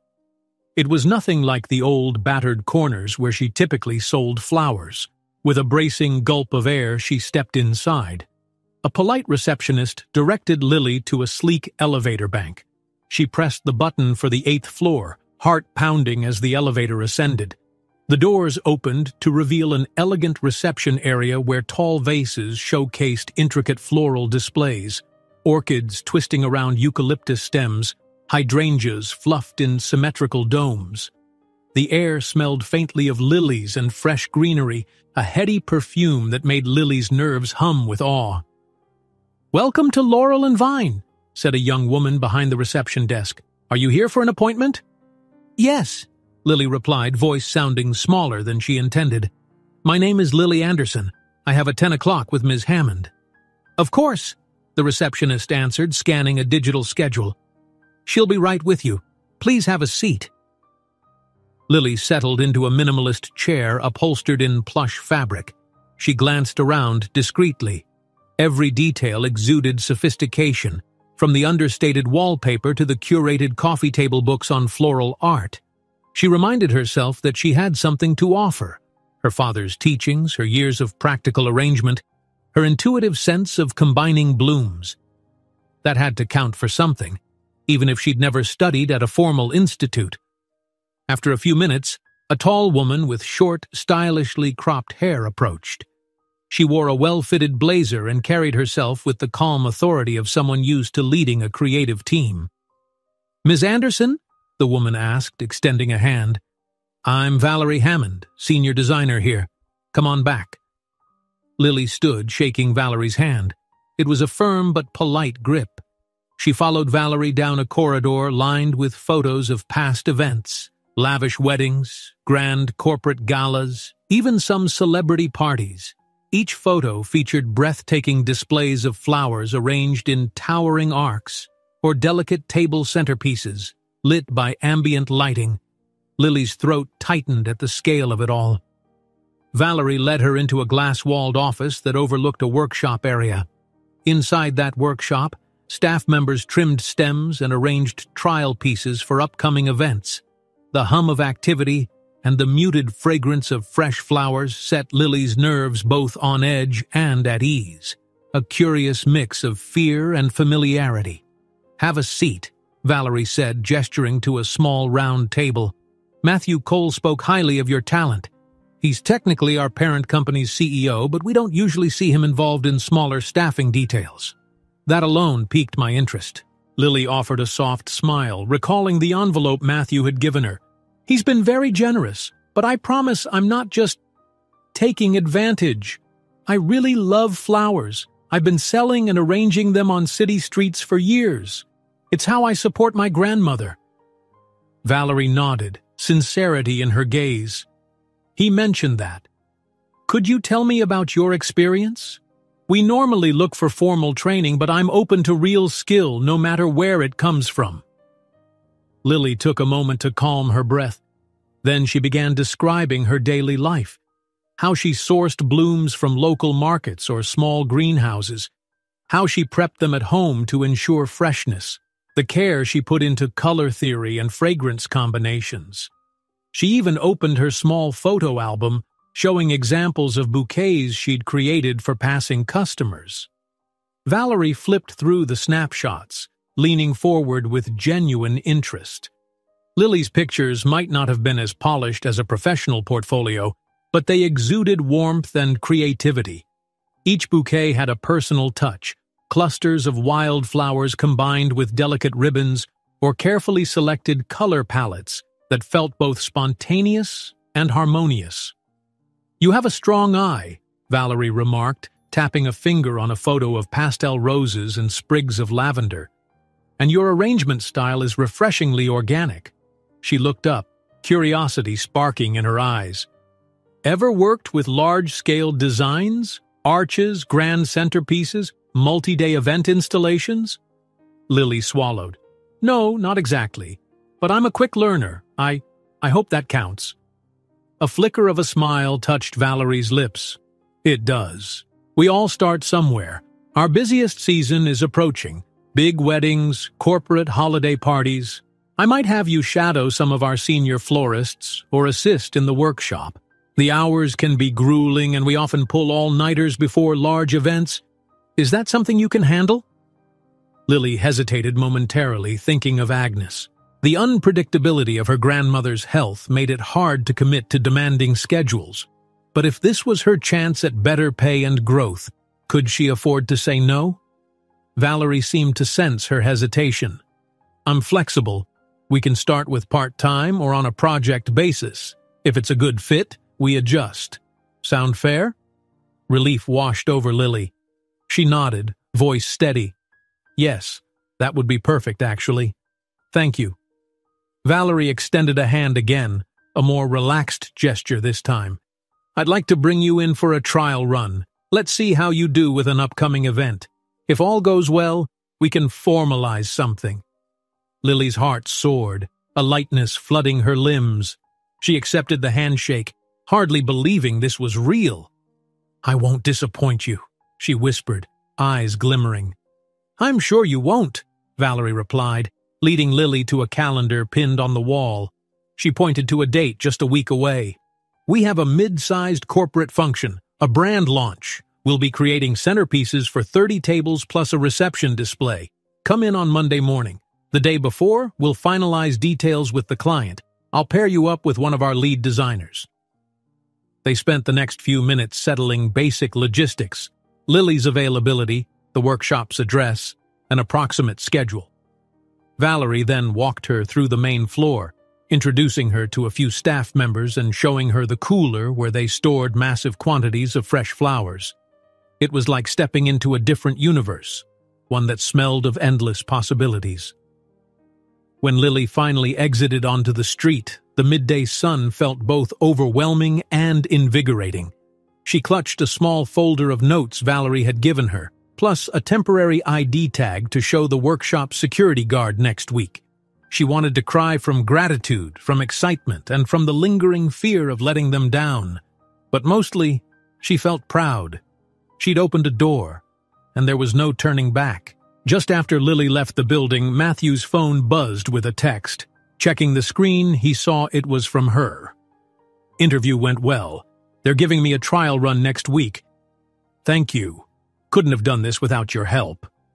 He felt a surge of joy reading those words, standing in a corridor outside the boardroom. In mere seconds, his tense expression softened.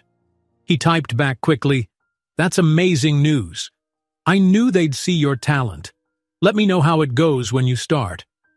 Pocketing his phone, Matthew found himself smiling. He entered the boardroom with renewed confidence, prepared to defend his philanthropic plans. If Lily could face big changes, so could he. The meeting was predictably arduous. The same skeptical voices challenged the viability of non-traditional investments. Matthew countered with data on brand value, emphasizing how socially responsible acts could pay dividends over time. He also pointed out intangible benefits, employee morale, consumer trust, a refined corporate image. One board member, a stern-faced man with a crisp accent, raised a pointed question. "But can you guarantee returns to our shareholders if we divert more funds to philanthropic or social initiatives?" Matthew met his gaze evenly. Guarantee is a strong word. Yet, the market is shifting. Companies with a compassionate edge often attract more loyalty. People want to align with brands that stand for something. We can be that kind of leader. Silence draped the table. Some members shifted uneasily, but no one immediately refuted him.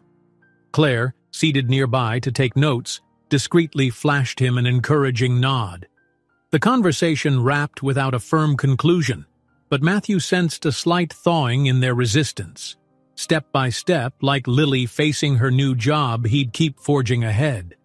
After the meeting, Matthew allowed himself a quiet moment in his office to reflect. Lily was about to embark on a new chapter, one that might lead her away from the street corners where he first encountered her. Would that change the fragile bond they shared? He hoped not. He wanted to remain in her life, supporting her in ways that felt respectful, not overbearing. He pictured the day when she might come home from the design firm, arms full of extraordinary flowers, brimming with confidence. The thought made him smile. Perhaps, once the dust settled, he could invite her out for dinner, something to celebrate her success and share more than just a cup of coffee. But for now, Lily needed to walk this path on her own terms, just as he had to confront the challenges in his corporate sphere. Two different worlds, yes, but maybe, if they were patient and determined, they could keep meeting in those quiet moments that bridged the gap. That evening, Lily returned home to find Agnes awake, sipping a cup of weak tea. The older woman's face lit up as Lily recounted every detail of the meeting. Valerie's kindness, the scale of the workshop, her upcoming trial run. Lily's voice trembled with both nerves and excitement, but Agnes's unwavering pride steadied her. "Your father would be beaming," Agnes said. Her eyes shone with moisture. "What a journey you've taken to get here." Lily sank into the chair beside her, gently resting her head on Agnes's shoulder. "It's still overwhelming. The hours might be tough, and I worry about leaving you alone for too long if they need me." Agnes squeezed her granddaughter's hand. "I'll manage. Perhaps the neighbor can check on me if you're gone late. Don't hold yourself back." Reassured, Lily helped her grandmother through her evening medications and warmed up a simple meal. She ate her own dinner quietly, mind flicking through the day's events. Could she truly juggle this new job, her grandmother's care, and her own mental well-being? She had no choice but to try. Later, in her tiny bedroom, Lily pulled out her phone. Matthew's earlier text glowed on the screen. She reread his congratulatory words. A part of her longed to call him, share her anxieties, and let him soothe them with his steady reassurances. But that felt too personal, and she was still shy about leaning on him for every concern. Instead, she typed a short message. "Thank you again. I'm both excited and terrified. But it's a good kind of terror, I think." She hovered over the send button, then tapped it. Seconds later, the phone vibrated in her hand. Matthew had replied almost immediately. "You've got this. One day at a time. Proud of you, Lily." Her chest warmed at his words. Setting the phone aside, she closed her eyes and listened to the distant hum of city traffic. Tomorrow she'd still be out selling flowers. She couldn't neglect that income until she was sure of steady hours at the design firm. But her heart felt lighter, as though she held a promise of something more. As Lily drifted off to sleep, she cradled that promise close. A step forward into an uncertain yet hopeful future, shaped by kindness and courage. And in another corner of the city, high above the shimmering skyline, Matthew also gazed through his penthouse window, thoughts drifting to Lily. Two people on separate roads forging onward, tethered by the quiet conviction that life could be bigger and brighter than either had once dared to dream. "Would you like me to continue with section 8 to 10? O1 Pro. Você disse yes, o chat GPT disse solicitação de O1 Pro Mod. Pensou por 3.9 section 810. The day of Lily's trial run at Laurel and Vine arrived faster than she expected. She woke before dawn, tension coiling in her stomach like a tightened spring. Even as she went through her usual motions, preparing breakfast for Agnes, sorting out a small batch of flowers to sell if she had time afterward, her mind buzzed with anticipation. She was about to step into a world she had only glimpsed through glossy photos and daydreams. Dressing carefully in practical clothes, a simple cotton blouse and dark slacks, she hoped she'd strike the right balance, neat enough to appear professional, but comfortable enough to handle the physical demands of flower arranging. Agnes, propped up on pillows, watched with quiet pride.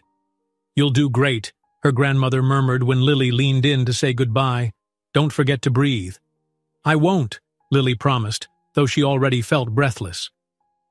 She left the apartment lugging a small backpack with necessities, her phone, a lightweight sweater, some snacks, and the notes from Valerie. On the bus ride over, she recalled the lavish displays she'd seen during her interview. The bus rattled through congested streets and Lily pictured herself in that workshop, cutting stems, forming centerpieces big enough to fill grand ballrooms. It stirred both excitement and the old, familiar fear. Was she truly up to this? By 7:30, Lily stood in front of the workshop's nondescript side entrance. A discreet sign read, "Deliveries," and she recalled Valerie's instructions to enter here for production days. With a firm inhale, she pushed open the heavy door, stepping into a bustling environment already alive with activity.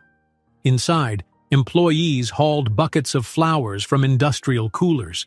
The air smelled pungently of greenery and damp earth, with subtle floral notes weaving through.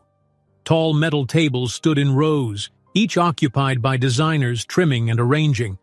Some chatted in low voices, others worked in focused silence, their hands deft with ribbons, floral foam, and wire. A petite woman in a black apron approached Lily, giving her a polite nod. "You must be Lily. I'm Kate, the lead designer you'll be assisting today. Valerie asked me to get you started." Lily exhaled in relief. "Yes, that's me. I'm here to learn and help however I can."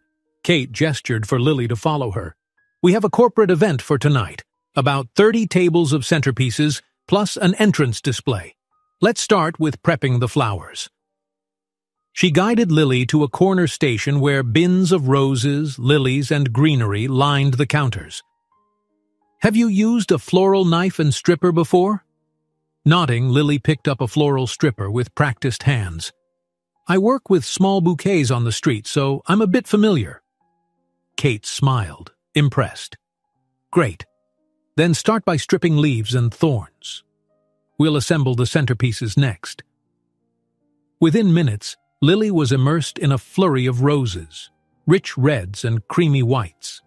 She deftly removed excess leaves, trimmed stems at an angle, and placed each bundle in tall buckets of water.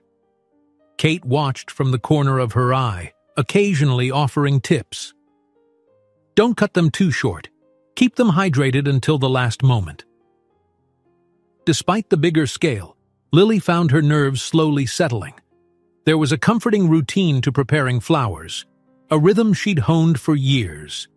As she worked, she caught snippets of chatter among the staff, discussions about color schemes, last-minute requests from picky clients, the scramble to meet tight deadlines. It was fast-paced, but Lily thrived on the energy.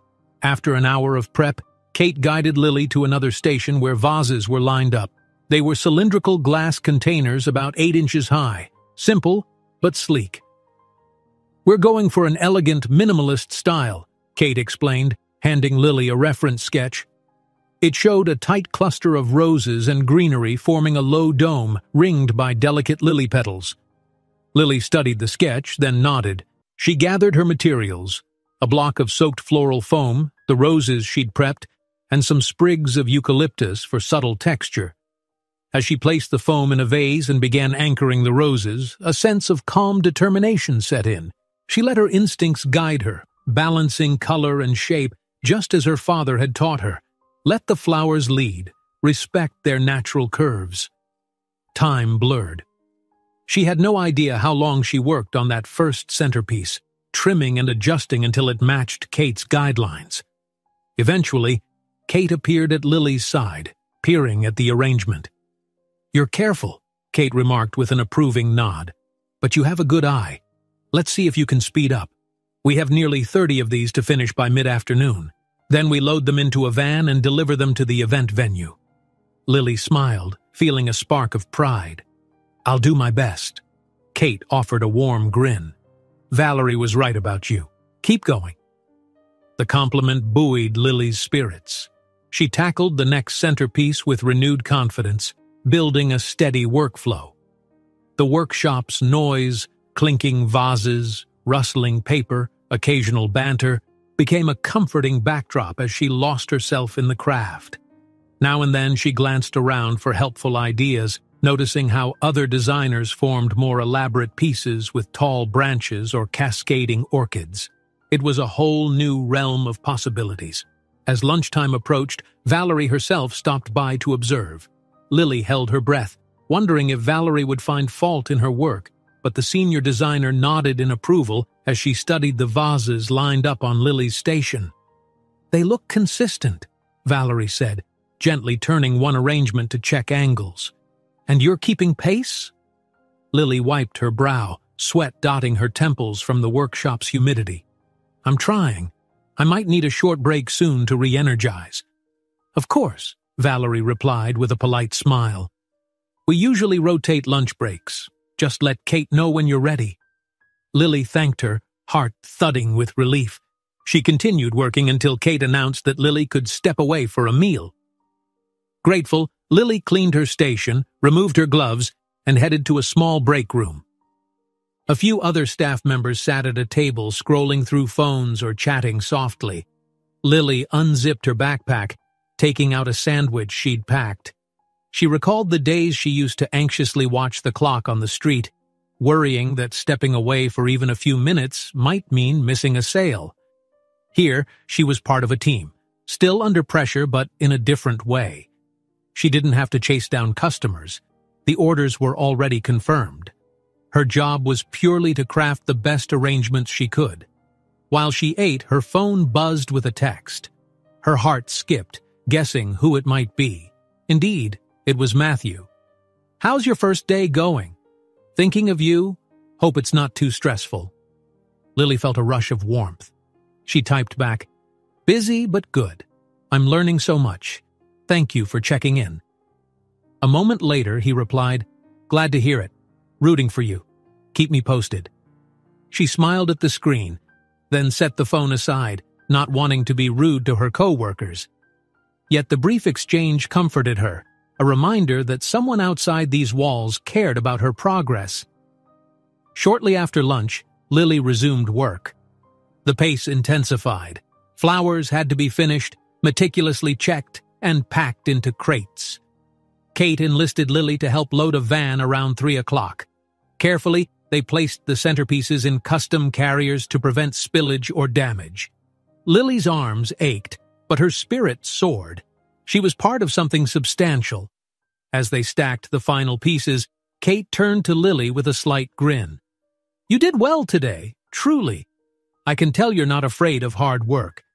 Lily, catching her breath, ran a hand across her forehead. "Thank you. I know I have a lot to learn, but it's been incredible." Kate nodded, eyes warm. "Valerie mentioned bringing you on for more shifts if this event goes smoothly. We'll see how everything looks at the venue, but I'm optimistic." The adrenaline from the intense day pulsed in Lily's veins. She stepped out of the workshop into late afternoon sunlight, muscles sore but heart brimming with satisfaction. She'd earned some wages for the day, more than she might have made on the street, and she'd proven, at least to herself, that she could adapt to a professional floral environment. She realized she still needed to check on Agnes. Balancing these new hours might become challenging if her grandmother's condition worsened, but for now, she wanted to relish this small triumph. As she boarded the bus home, Lily considered buying a little treat for Agnes. Fresh fruit, or maybe a pastry. Some tangible sign that life was improving. Matthew wrapped up a late conference call just as the sun dipped below the skyline. He rubbed his eyes, exhausted but compelled to check his phone. He wondered if Lily had finished her first day. His phone remained silent. No new messages, so he assumed she was still busy or on her way home. Part of him felt an unexpected longing to see her, even if only briefly. Maybe take her for another coffee to hear about her day. But he also knew pushing too hard might make her uncomfortable. Lily prided herself on independence. He settled for sending a short text. "Hope your trial run went well. Let me know how you feel about it when you get a chance." Then, closing his office laptop, Matthew decided to call it a day. Grabbing his jacket, he stepped out into the evening air, feeling the weight of corporate stress lift slightly. The memory of Lily's enthusiastic messages bolstered him. If she could flourish under new challenges, he could muster the energy to fight for his philanthropic vision. On the drive home, he passed a few intersections where once he'd spotted Lily hawking flowers. Now those corners held different vendors, selling trinkets or street food. It stirred a slight nostalgia. He recalled that first time he truly saw her, standing under the glare of traffic lights, basket in hand, determination shining in her eyes. She was still the same Lily, he reminded himself, but now discovering broader horizons. He hoped she'd remain that earnest, glowing presence, whether surrounded by the city's hectic streets or the lavish halls of big events. Arriving home at dusk, Lily fumbled with the apartment key, balancing a small bag of groceries. She opened the door to find Agnes awake and reading an old newspaper by the dim lamp. "Grandma," Lily called softly, stepping forward. "I'm sorry I'm late. We had a big order to deliver." Agnes's face brightened. "You're here now. Come, tell me everything." and sit. You look wiped out." Lily set the groceries on the kitchen counter, an apple, a couple of pears, and a small pastry box. Then she sank onto the couch, boots still on, exhaling in relief. The worn cushions and Agnes's gentle presence felt like a comforting embrace after a whirlwind day. She recounted it all in a rush, how she prepped endless roses, how Kate showed her new techniques for large centerpieces, the hum of camaraderie in the workshop. "It was hard work, Grandma," she admitted, massaging her sore wrist. "But it felt right, like I was doing something real, beyond just scraping by." Agnes reached out to pat Lily's knee. "I'm so proud of you, dear. And they paid you for your time?" Lily nodded, a small grin forming. "Yes, a decent day rate. More than I earn in some weeks on the street. If they keep me on, we might not have to worry so much about your meds." A wave of relief crossed Agnes's face. "That would be a blessing. Just don't forget you need rest too. Your health matters." "I won't," Lily murmured, though she realized how drained she felt. The excitement had overshadowed her exhaustion, but now it all hit at once. She stood to fix them both a light dinner, deciding to save the pastry box for dessert, a small celebration. After they ate, Lily checked her phone. Matthew's message glowed on the screen, waiting. "Hope your trial run went well. Let me know how you feel about it when you get a chance." She smiled, typing back. "It was great. Tiring, but I loved it. Thank you again. I'll fill you in tomorrow if you're free." Pressing send, she allowed herself a surge of affection for the man who believed in her so fiercely. She slipped the phone into her pocket and began cleaning up, her mind drifting to what tomorrow might bring. She'd probably return to her usual street vending, unless Laurel and Vine called her back sooner. And perhaps, if timing allowed, she and Matthew could talk more, maybe even see each other in person. As the night deepened, Lily tucked Agnes into bed and made sure the apartment was secure. Then she retreated to her room, heart still fluttering with the day's exhilaration.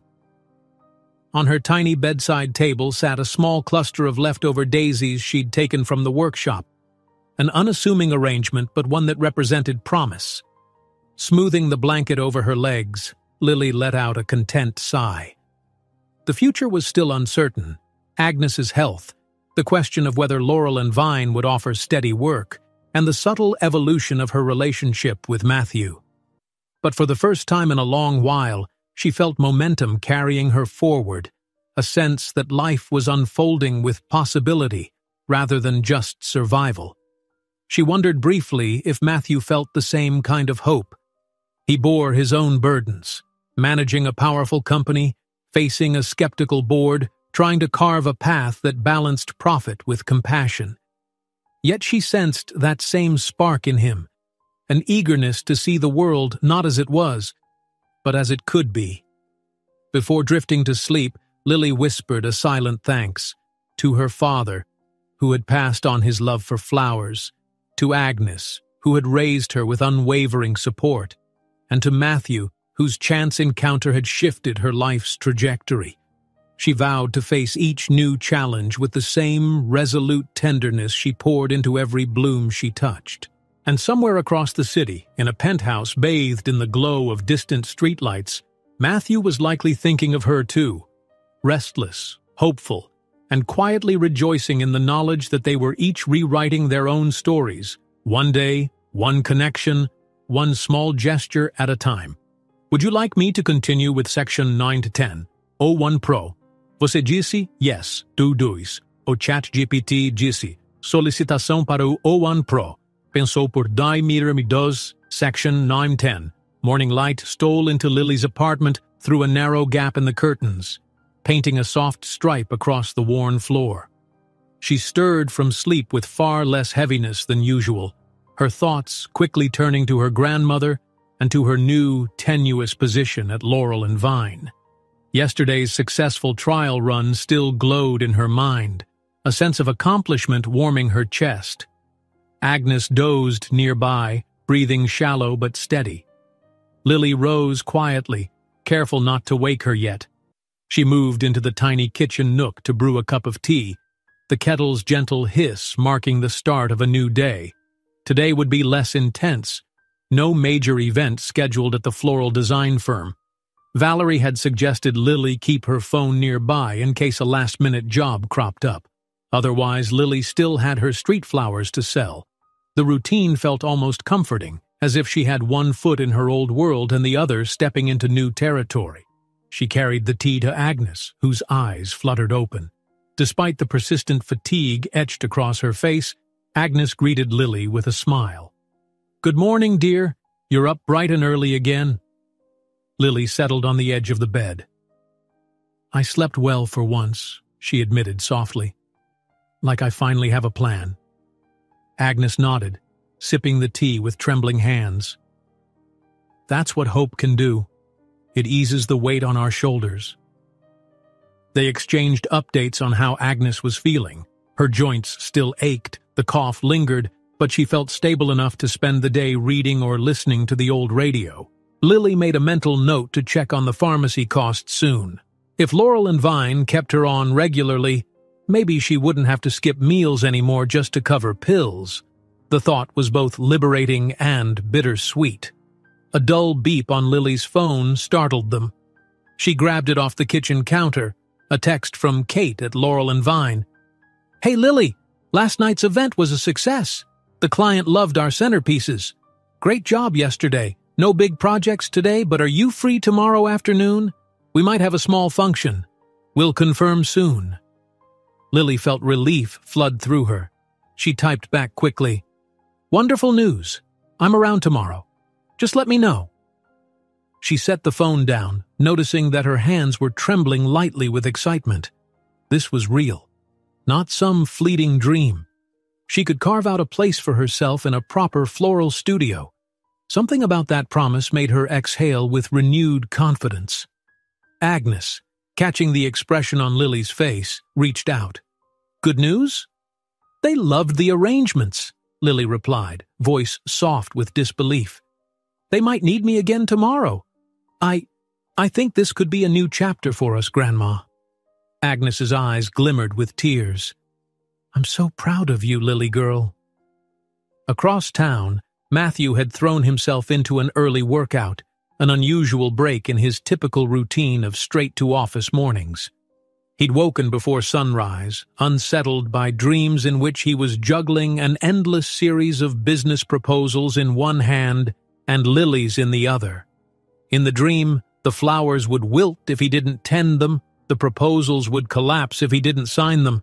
It was a strange metaphor, but as he cycled through a series of push-ups on his penthouse floor, he recognized it reflected his inner tension, balancing corporate duties with a more heartfelt cause. He tried to recall if Lily had messaged him about her second day at the firm. They'd texted briefly the evening before, but she hadn't mentioned when or if she'd return. Rising from his workout, breath ragged, he told himself not to pry. If she needed him, she would reach out. He took a long shower, letting the water pummel away his worries, then changed into a crisp shirt and slacks. By 8:30, he was seated in his corner office, reviewing email. The usual swirl of memos, meeting requests, and board concerns greeted him. He also saw a short note from one of the philanthropic committees he'd assembled. They were ready to present a pilot program that offered vocational training in underserved areas, exactly the kind of initiative that had become dear to Matthew's heart. But he knew it would face an uphill battle with the board. Another day, another wave of objections. His phone chimed with an incoming text. His heart leapt, hoping it was Lily. Instead, it was Claire reminding him that the CFO needed final numbers for the quarterly budget by noon. Matthew sighed, forcing himself to refocus. Just as he dove into spreadsheets, however, his phone buzzed again. This time, indeed, a message from Lily. "Good morning. The firm liked our arrangements. No big project today, so I'm back on the streets for a bit, but maybe working there again tomorrow. Thank you, truly." A grin broke out on Matthew's face. He typed a quick reply. "That's fantastic. I'm so glad." If you're around the finance district today, maybe I'll swing by. Buy some flowers I probably don't need. Keep me posted." Lily decided to start the day near a popular pedestrian alley lined with coffee shops. Tourists and office workers often mingled there in search of pastries or a quick caffeine fix, which made it a decent spot to sell her remaining flower stock. She loaded up a small supply: daisies, roses, and the last few sprigs of baby's breath she'd purchased earlier in the week. She arrived at the alley by mid-morning. Already, groups of people hustled up and down the cobblestones, lattes in hand. Lily found a spot beneath a tall awning, setting down her basket. She arranged her blooms in a pleasing display, signaled a soft, fresh flowers here to passers-by, and patiently awaited interest. A couple of students giggled as they bought a rose for their friend's birthday. A harried executive paused to snag a small bouquet for a colleague's farewell party. Lily made friendly small talk, her previous day at the design firm giving her an extra dash of enthusiasm. She no longer felt locked in an endless hustle for pennies. She had a potential future, yet she wasn't ready to abandon her roots entirely. The street had taught her resilience, had shaped her into someone who valued human connection. Near noon, as the crowd thinned slightly, Lily glanced up to see a familiar figure approaching. Matthew, tie loosened, sleeves rolled, wove through the foot traffic with a faintly apologetic grin. Her heart did a little flip at how natural it felt to see him here again. He stopped a few paces away, smiling. "A rose, maybe?"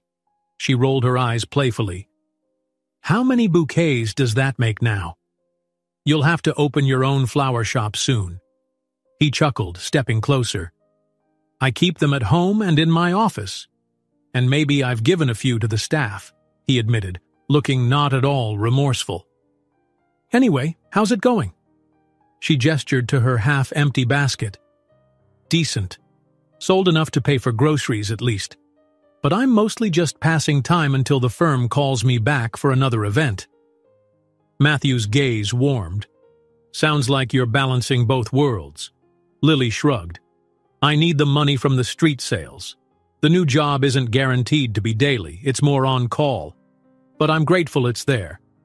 He nodded, understanding her practical stance.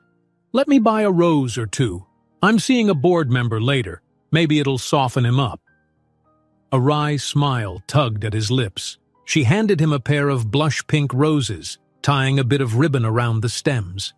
As he slipped her the payment, Lily remembered just how much his generosity had shaped her current path. They exchanged a quick, knowing look. "Are you free later?" Matthew asked softly, keeping his tone casual. "Maybe for coffee? I'd like to hear more about your first day at the firm in detail." Lily hesitated, glancing at her watch. Agnes was stable and she'd already sold a good chunk of her flowers. She could manage a short break without guilt. "Sure," she said, offering a shy smile. "I'd like that." They set a time, 2:30, in the same cozy cafe where they'd first chatted. Matthew left to handle his midday obligations, promising not to be late. As Lily watched him go, a gentle warmth spread through her chest. She'd never imagined that in the whirlwind of her struggles a simple connection could bring such comfort. By 2:15, Lily had closed up shop for the day. She placed her unsold blooms carefully in her basket, planning to bring them home or maybe donate them to a nearby shelter if they didn't sell. The idea of meeting Matthew still gave her a swirl of excitement and nerves. It was just coffee, but something about sitting across from him, free to talk about her life without hustle or tension. It felt precious. She arrived at the cafe a few minutes early, picking the same table by the window. The interior smelled of brewed coffee and fresh pastries, and the mid-afternoon lull meant only a few patrons lingered with laptops or whispered conversations. Lily placed her basket under the table, smoothing her blouse. She hoped the day's efforts hadn't left her looking too disheveled. Right at 2:30, Matthew appeared, glancing around until he spotted her. She raised a hand, and he approached with that easy, genuine smile she was beginning to associate with him. He wore a slightly rumpled suit, a testament to a busy day, but it did nothing to hide the warmth in his expression. "Hi," he said, sinking into the chair opposite her. "Sorry if I look like I wrestled with a stack of paperwork, because I did." She laughed quietly. "I understand. I've been wrestling with daisies and tourists all day. Coffee might fix us both." They ordered their drinks, 2 cappuccinos this time. Once the waiter left, Matthew leaned forward, elbows on the small table. "So," he said, "tell me everything. How'd the event go yesterday?" A proud flush rose on Lily's cheeks. She found herself recounting every detail: the early prep, the station with rows of vases, how Kate instructed her on color balance and foam placement. She spoke about the intense push to finalize arrangements before the van arrived, and the sense of accomplishment when they stacked the final pieces for delivery. Matthew listened with rapt attention, nodding at points, asking a few questions about the process, the design choices, how it felt to work at such scale. Lily's enthusiasm shimmered. She hardly noticed the cappuccinos arriving, so immersed she was in describing the workshop's hum and the floral artistry that had enthralled her. He chimed in occasionally, referencing his knowledge of the firm's structure, but mostly he let her talk, supportive eyes locked on hers. "That's amazing," he said when she paused for breath. "I knew you'd shine. Kate and Valerie are lucky to have you. I bet they'll ask you back often." She took a sip of her cappuccino, savoring the foamy warmth. "I hope so. It feels like a whole new world, but also, I don't want to abandon the people who rely on my street sales. It's where I started, you know?" Matthew tilted his head thoughtfully. "I understand. There's something genuine about that direct contact with folks. Maybe you can do both for a while, until you're sure?" She nodded, relief easing her shoulders. He never pressured her to pick one path. Instead, he encouraged her to find her own balance. It struck her how different he was from the typical executives she'd seen rushing past her on the street. He actually listened, valued her perspective. "How are things on your end?" she asked, shifting the focus. "You mentioned a tough board meeting." He sighed, swirling his cappuccino with a spoon. "Tough is an understatement. Some of the board remains fixated on short-term profits. They don't see the potential of investing in philanthropic or socially driven projects. I keep trying to show them how times are changing." Lily watched him carefully, glimpsing a hint of weariness behind his confident demeanor. "That must be frustrating. You want to help people, but you're stuck proving it's beneficial in a monetary sense, too." Matthew gave a short laugh. "Exactly. It's a delicate dance. I can't just throw corporate funds at good causes without showing returns, or I risk being replaced. But I also can't keep ignoring the bigger impact we could make." She reached across the table impulsively, resting a gentle hand on his forearm. "You'll find a way. You're smart and passionate, and there's value in compassion even if the board can't see it yet." He looked at her hand, then lifted his gaze to meet hers. For a moment, the rest of the cafe faded. In that shared glance, Lily felt they understood each other's struggles deeply. 2 different worlds, but the same yearning to change something, within themselves and for others. She withdrew her hand, feeling a flutter in her chest. "Sorry," she murmured, cheeks warming. "I didn't mean to." Matthew shook his head, a soft smile tugging at his lips. "Don't apologize. I appreciate it. It's good to know someone believes in me, just like I believe in you." The moment held a tender quiet. They both sipped their cappuccinos, letting the significance settle. Eventually, conversation resumed, lighter now, small jokes about workplace mishaps, questions about Lily's grandmother and Matthew's daily routines. The more they spoke, the more natural their closeness felt. "So," Lily said eventually, peeking at the time on her phone, "I should get back soon to check on Grandma. She's stable, but I don't like leaving her too long." Matthew nodded, setting his empty cup aside. "Of course. I have a late meeting too, but this was nice. Thank you for fitting me in." She smiled, gathering her basket. "I'm glad we did this. It's good to talk, away from the rush of everything." They stood, and Matthew insisted on covering the bill, though Lily politely offered to split it. He merely gave her a mock stern look until she relented. As they stepped onto the sidewalk, a mild autumn breeze rustled through the buildings. The day's warmth was waning, sky tinted a pale gold. Passers-by weaved around them, a swirl of suits, strollers, and backpacks. "Want me to walk you a few blocks?" Matthew asked. "I'm heading that way for my meeting." She nodded. "Sure, that'd be nice." Side by side, they strolled through the city. Lily found herself inexplicably comfortable with the silence that fell between them, each lost in private thoughts, yet aligned in step. She realized how rarely she had walked with anyone who didn't rush or dismiss her. At an intersection, they paused for the light. Matthew turned to her, a question on his lips, but before he could speak, a man in a hurry shouldered past them, nearly knocking Lily's basket from her hand. "Hey, watch it!" Matthew snapped, protective reflex kicking in. The man barely glanced back, muttering an apology. Lily steadied her basket, blinking in surprise.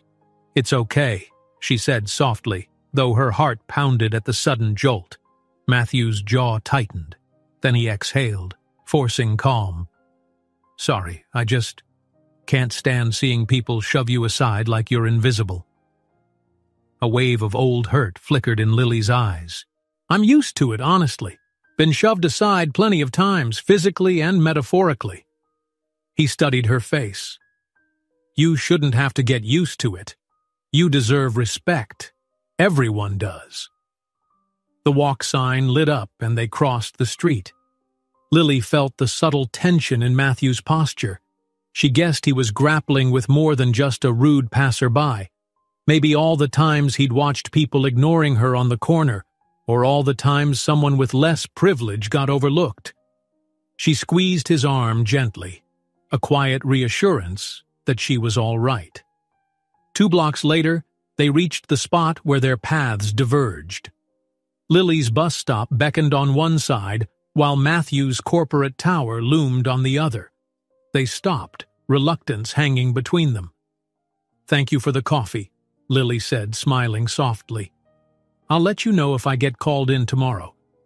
And maybe you can let me know how your board meeting goes?" Matthew nodded, meeting her gaze.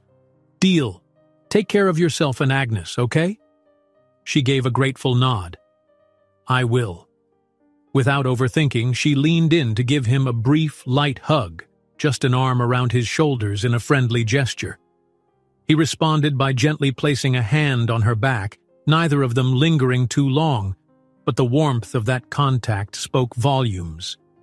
They parted, Lily heading toward the bus stop, Matthew turning toward his office building. As Lily boarded, she glanced back once to see him standing there, hands in his pockets, watching to ensure she got on safely. It struck her how drastically life had shifted since the day their worlds first intersected. Once, he'd been just another car passing by, tinted window hiding a powerful businessman. Now he was a friend, maybe more than that. Someone who cared enough to stand up for her when the world shoved too hard. During the bus ride home, Lily gazed out the window, a soft smile playing on her lips. Tomorrow might bring another chance at the design firm. Even if it didn't, she sensed a promise forming like a bud preparing to bloom. An upward climb, piece by piece, into a life where her grandmother could find peace and Lily could find her place. And at the edges of that vision stood Matthew, forging his own path toward a more compassionate business realm, each step echoing the unwavering support they shared. She closed her eyes, allowing the hum of the bus to lull her. Another day, another subtle miracle. If anyone had told her a month ago that hope and warmth could bloom so unexpectedly, like daisies through a crack in concrete, she'd have smiled politely, but remained skeptical. Now, she believed, in flowers, in second chances, and in a man whose quiet admiration had become as steady as sunlight, guiding her toward the future she deserved. Would you like me to continue with Section 10, Hood 10, ou 1 Pro? Você disse, yes, ou ChatGPT disse, Solicitação de um promode. Terminou de refletir. Section 10 to 10. Over the following weeks, Lily's life became a blend of old and new. Early mornings often found her setting up her flower basket on familiar street corners, greeting passers-by with a gentle, "Fresh flowers?" in her usual patient way. Some days she received a call or text from Laurel and Vine, an upcoming event, an important client who needed last-minute centerpieces, and she'd hurry to the workshop, putting her skill and dedication to use. Each successful project boosted her reputation at the firm, and Valerie frequently commended her for creativity and reliability. Agnes, while still frail, beamed with renewed optimism. Every time Lily left for another shift at the studio, her grandmother would wave proudly from the window. "You're blossoming, Lily girl," she would say, voice thick with affection. Lily soaked up that encouragement, determined to use every ounce of opportunity to improve their situation. Meanwhile, across the city's corporate district, Matthew inched forward with his own vision for coal innovations. He juggled tight profit projections with carefully crafted philanthropic proposals, hoping to steer the massive company toward meaningful social impact. Though the board remained divided, Matthew's persistent efforts were starting to bear fruit. Some directors began to see the merit of brand loyalty rooted in genuine community support. He framed it as a long-term investment, a future in which coal innovations became a household name associated with progress and compassion. Whenever Lily and Matthew had spare moments, an hour for coffee, a free evening to grab a quick meal, they'd gravitate together as naturally as two vines intertwining. They spoke of work, of dreams, of small joys, and occasional fears. Lily worried about Agnes's health setbacks and the irregular schedule at Laurel and Vine. Matthew confided in her about board members who questioned every charitable initiative. Their conversations, whether serious or light-hearted, wove a shared intimacy that soothed the tension from their separate worlds. One golden afternoon, Lily stood outside Laurel and Vine's workshop, having just finished helping with a grand wedding installation. She let out a tired but content sigh, gazing at the metal door that led to the bustling interior. She'd been there long enough now that the staff regarded her as part of the team, trusting her to handle intricate designs. Valerie had hinted that a more permanent position might be possible soon, complete with benefits and a steady wage. The very thought both dazzled and terrified her. If she truly joined the firm full-time, she'd have to give up daily street sales. Yet the financial stability could transform her life and Agnes's care in ways she'd hardly dared to imagine. Lily's phone buzzed, drawing her attention. She retrieved it to see a text from Matthew. "Done with my board meeting. Went better than expected. I think I'm making headway. Free to celebrate? Dinner, maybe?" She couldn't suppress a grin, warmth cascading through her. She typed back quickly, "Yes. Just finished a big project here, too. I'm near the workshop. Where should we meet?" His reply came almost instantly. "I'll pick you up in 20. Been wanting to try a small Italian place nearby. Sound good?" She slipped the phone into her pocket, feeling a thrill ripple under her skin.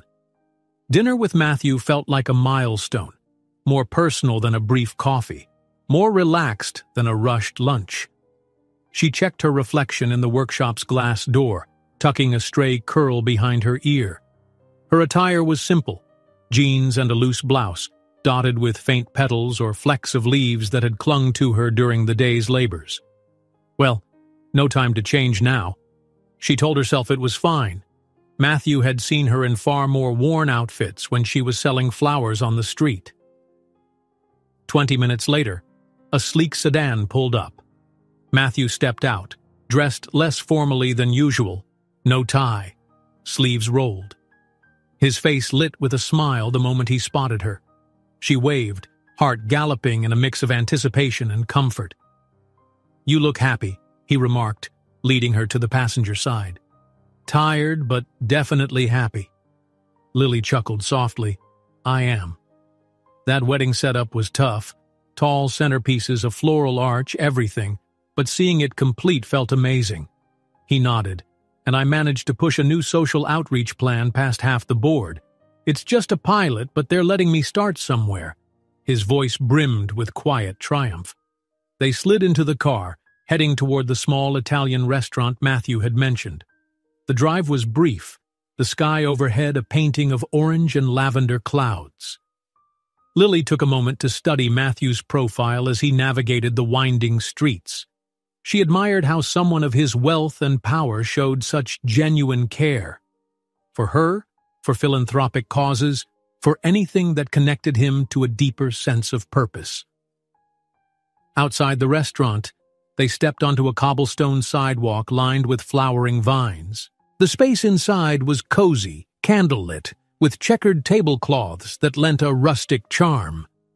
A friendly hostess seated them at a corner table near a window, which offered a view of the setting sun's final glow. The soft hum of conversation and clinking silverware enveloped them, creating a gentle cocoon of privacy. After ordering pasta for Lily, a grilled dish for Matthew, they leaned in, sharing the highlights of their days. Lily described the floral arch in detail, her gestures animated. Matthew recounted how he framed the social outreach plan, persuading at least a few skeptics to give it a chance. Their faces shone with mutual pride, each celebrating the other's victory. "You know," Lily said when their meals arrived, "a few months ago I never would have believed I'd be here, sitting in a nice place talking with you about future plans. I thought my life would always be day-to-day survival." Matthew reached across the small table, fingertips brushing her wrist. "I feel the same. My world revolved around boardrooms and acquisitions. I didn't expect to find someone who makes me see beyond that." Her cheeks flushed at the tenderness in his voice. They ate slowly, savoring each bite. The flavors were rich, homemade sauces, fresh herbs. Between mouthfuls, Lily asked about Matthew's next steps with the board.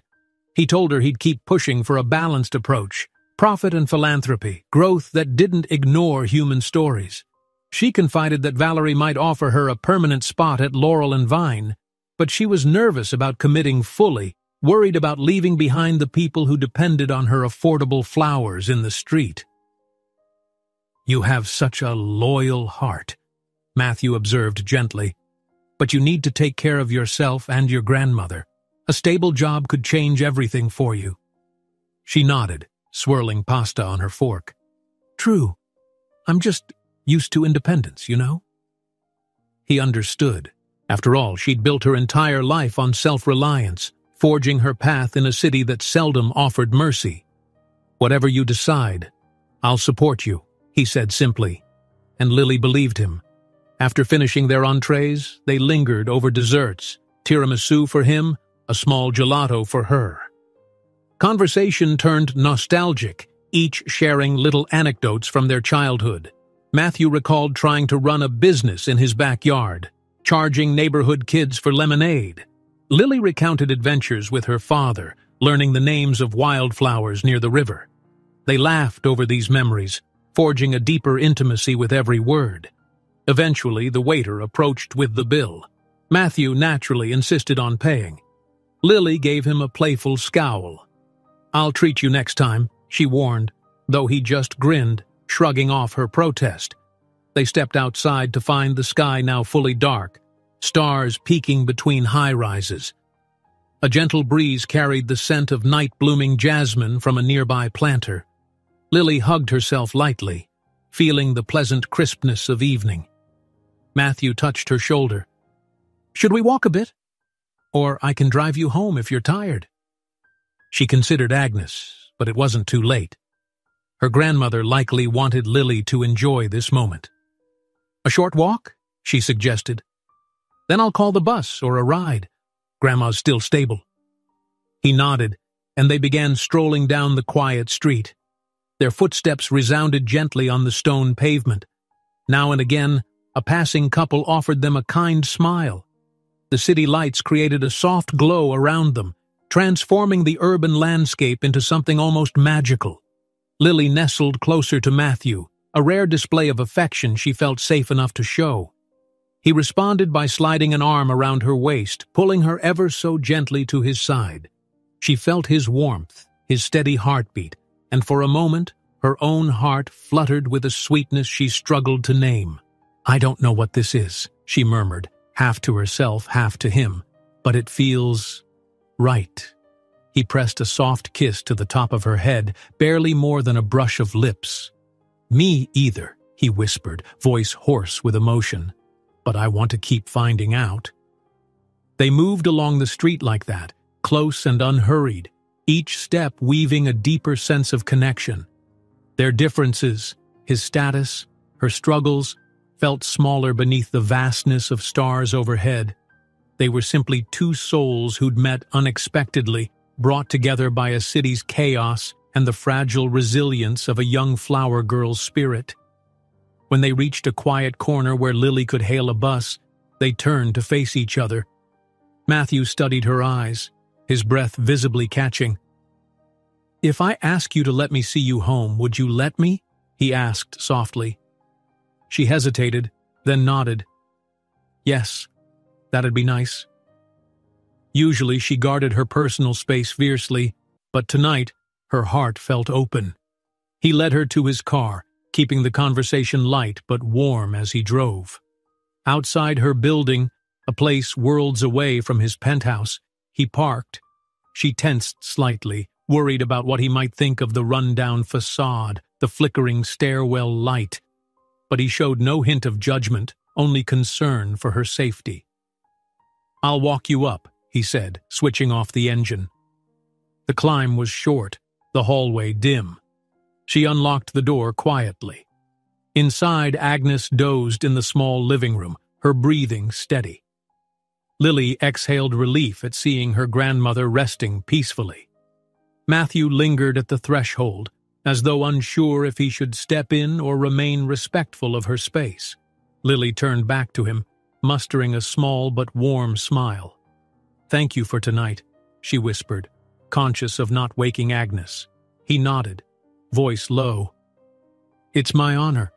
I'd do anything to see that smile of yours." Her heart flipped, emotions swirling. For a moment she considered inviting him to meet Agnes formally, but the timing felt too delicate. Agnes might be embarrassed about her weakened state.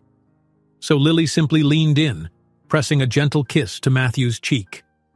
He froze, then closed his eyes briefly, savoring the closeness. "Good night, Matthew," she breathed, stepping back. He opened his eyes, a quiet intensity glowing in them. "Good night, Lily." She watched him go, the hallway echoing with his footsteps descending the stairs. For a long moment she stood in the doorway, heart pounding. Then she closed the door softly, turning to Agnes, who was now stirring. "Is that you, Lily?" Agnes mumbled, blinking in the dim light. "Yes, Grandma, I'm home." Lily approached, helping her grandmother settle. Agnes peered at Lily, noticing the faint flush across her cheeks, the lingering sparkle in her eyes. "You look happy, peaceful." Lily huffed a small laugh, unable to hide her smile. "I am, Grandma." Agnes nodded, a knowing look crossing her features. She said nothing more, simply resting her head against the cushions. Lily brushed a hand over Agnes's brow, sending a silent prayer of thanks for this moment of stillness and comfort. She changed into comfortable clothes, then tiptoed into her tiny room. As she settled onto her bed, she realized how much had changed. Her grandmother's health was still precarious, her finances still tight, but hope now thrived in her chest like a vibrant bloom that refused to be uprooted. She was building a future with every new arrangement at Laurel and Vine, every thoughtful text from Matthew, and every small act of resilience that had shaped her life thus far. Exhaustion draped over her in a soothing wave. Before sleep claimed her, she lingered on the memory of Matthew's gentle arm around her waist, the low timbre of his voice promising he believed in her. She felt safe, no longer just a flower girl in the big city, but a woman on the brink of new chapters, supported by someone who saw past her circumstances to the heart of who she was. In the days to come, obstacles would still arise. boardroom battles, medical setbacks, and the daunting question of whether Lily could fully transition from street vendor to floral designer. Yet both she and Matthew had discovered that chance meetings could birth profound connections, that kindness could melt barriers, and that love, delicate yet tenacious, could bloom in even the harshest environments. And so, as the city outside continued its restless churn, Lily drifted into peaceful slumber, holding on to the unwavering belief that they were forging a path together, however uncertain, yet undeniably real, a path woven by faith in each other's strength and the quiet courage that whispered that yes, they could transcend differences, face challenges, and build a life that thrived on tenderness and unwavering respect. If you enjoyed this story, don't miss the next one. Just click on the screen